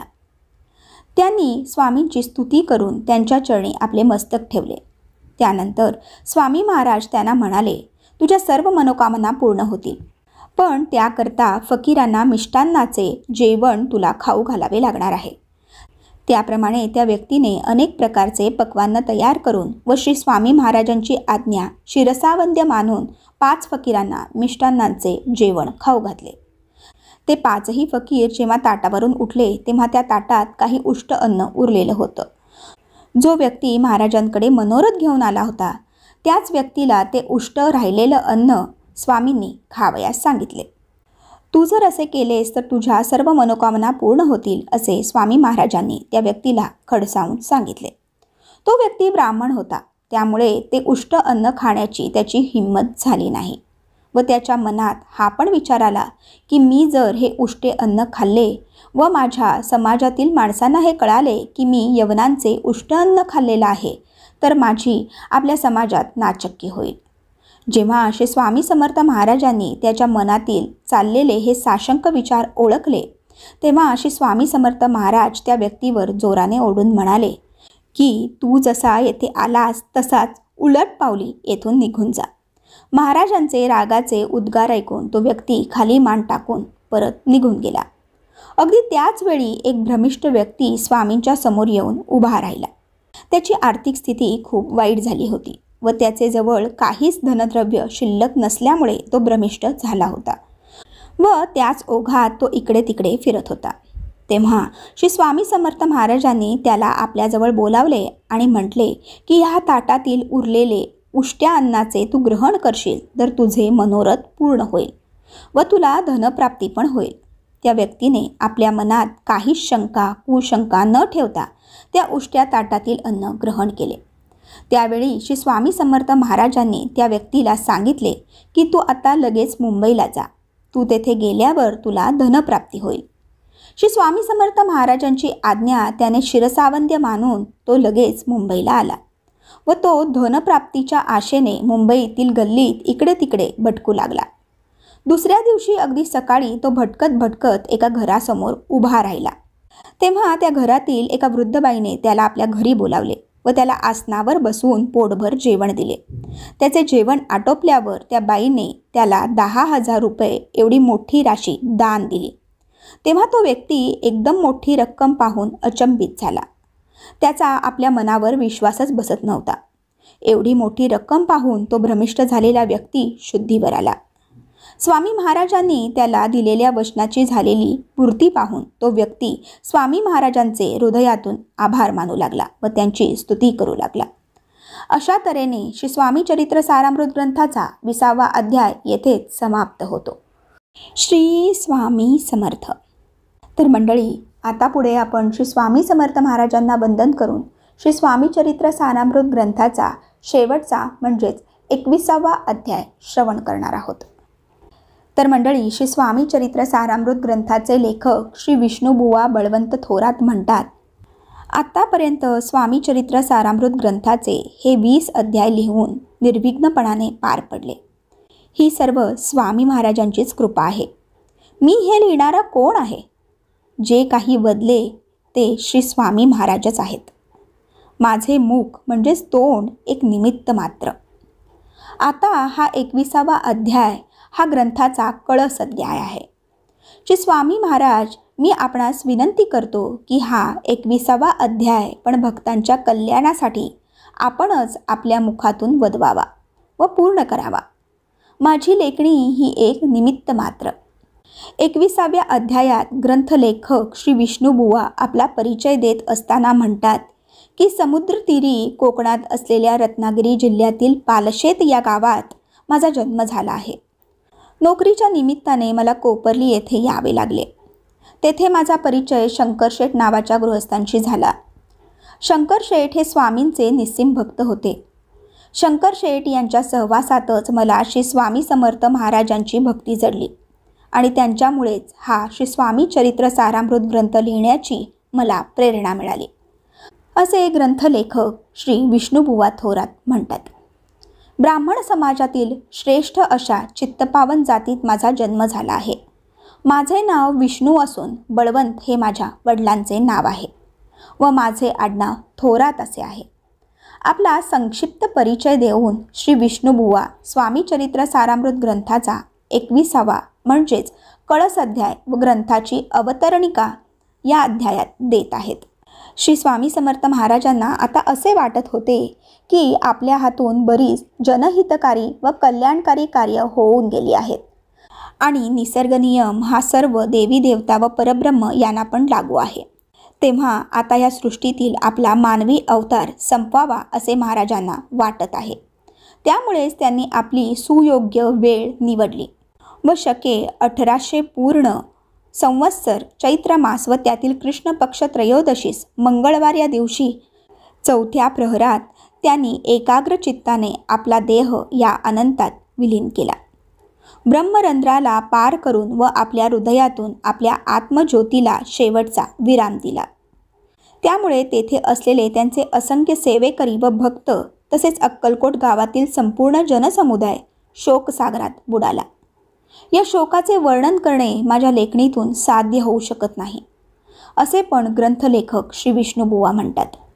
आता श्री विष्णुबुवा या शेवटच्या कळस अध्यायाची समाप्ती करीत असताना या ग्रंथाची अवतरणिका देतात. पहिल्या अध्यायात ग्रंथलेखक विष्णुबुवा ग्रंथ निर्विघ्न पार पडावा म्हणून अनेक देवी देवतांचे स्मरण करतात व या अध्यायाचे खरे प्रेरक श्री स्वामी समर्थ महाराजच आहेत व त्यांच्याच कृपेने व आशीर्वादामुळे ही ग्रंथ निर्मिती होत आहे अशी ग्वाही देतात. दुसऱ्या अध्यायात श्री स्वामी समर्थ महाराज कर्दळी वनातून प्रकट होतात व त्यांच्या वेगवेगळ्या ठिकाणांचे प्रवासगमन या बाबतीत वर्णन केलेले आहे. आपल्या अनेक भक्तांचे दुःख व संकट ह्यातून त्यांना मुक्ती देण्यासाठी ते अक्कलकोट येथे येतात हे तिसऱ्या अध्यायात कथन केले आहे व त्यात त्यांच्या महिमेचे वर्णन केले आहे. 2 ढोंगी व दुष्ट साधू महाराजांची परीक्षा घेण्यासाठी कसे येतात व स्वामी महाराजांना भेटतात याबाबत 4थ्या अध्यायात माहिती दिली आहे. तर 5व्या अध्यायात बडोदा येथील राजकारभारी श्री मल्हारराव गायकवाड हे श्री स्वामी समर्थ महाराजांना बडोदाला आणण्यासाठी आपल्या शिपायांना अक्कलकोटला पाठवतात याचे वर्णन आले आहे. श्री स्वामी समर्थ महाराजांना आणण्यासाठी राजे मल्हारराव गायकवाड हे उमराव यशवंतराव सरकार यांना सुद्धा अक्कलकोटला पाठवतात.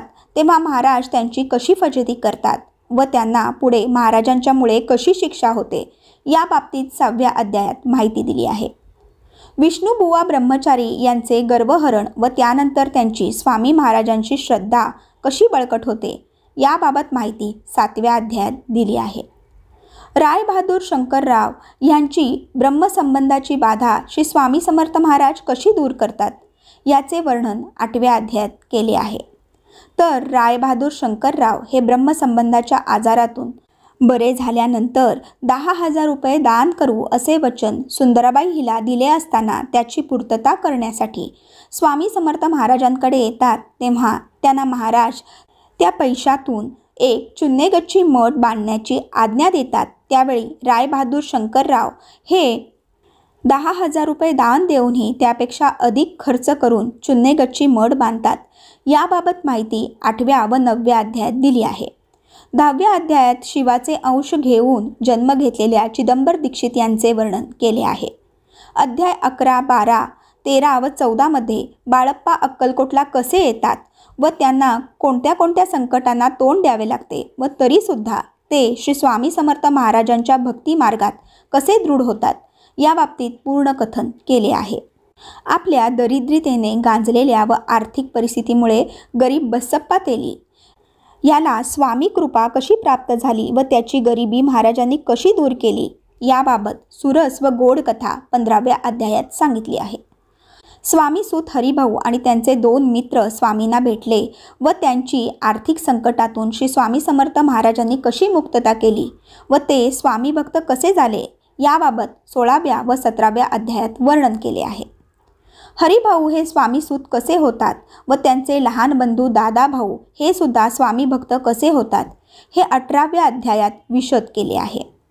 स्वातंत्र्य प्राप्तीच्या उद्देशाने क्रांतिकारी श्री वासुदेव बळवंत फडके हे आपली तलवार घेऊन महाराजांचा आशीर्वाद घेण्यासाठी अक्कलकोट येथे कसे येतात ही कथा 19व्या अध्यायात सांगितली आहे. एका निर्धन भ्रमिष्ठ गृहस्था श्री स्वामी समर्थ महाराजांच्या कृपेने कसा धनलाभ झाला व त्यांचे भाग्य कसे उजळले ही कथा 20व्या अध्यायात आहे. 21व्या अध्यायात श्री स्वामी समर्थांच्या समाधीची कथा येत आहे.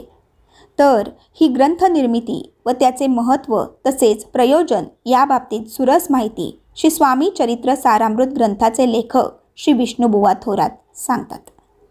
वसंत ऋतूतील चैत्र महिना गुरुवार वद्य त्रयोदशी व शके 1819 मध्ये हा ग्रंथ पूर्ण करून कळसास गेला आहे.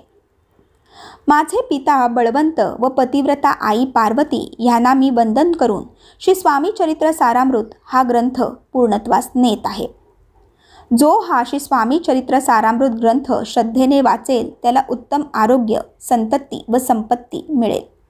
हा दृढ वर स्वामी समर्थ महाराजांनी दिला आहे. श्री स्वामी चरित्र हा एक सुंदर बगीचा आहे व त्यातील फुले वेचून श्री स्वामी चरित्र सारामृत ग्रंथाची माळ घेऊन हा विष्णू कवी महाराजांच्या गळ्यात ही माळ परिधान करण्यासाठी आला आहे. अशा तऱ्हेने श्री स्वामी समर्थ महाराजांच्या अतिसुंदर सुरस व गोड कथेने व्याप्त 21वा अध्याय सर्व भाविकांना त्यांच्या जीवनात प्रेरक व गोड हो अशी महाराजांना प्रार्थना करून हा अध्याय येथेच सुफळ संपूर्ण होत आहे. श्री स्वामी समर्थ. जय जय स्वामी समर्थ. इति श्री स्वामी चरित्र सारामृत ग्रंथ संपूर्णम. श्री स्वामी चरणार्पणमस्तु. बोला अनंत कोटी ब्रह्मांड नायक राजाधिराज योगीराज महाराज श्री समर्थ सद्गुरु अक्कलकोट निवासी श्री स्वामी समर्थ महाराज की जय. अवधूत चिंतन श्री गुरुदेव दत्त. श्री स्वामी समर्थ महाराज की जय.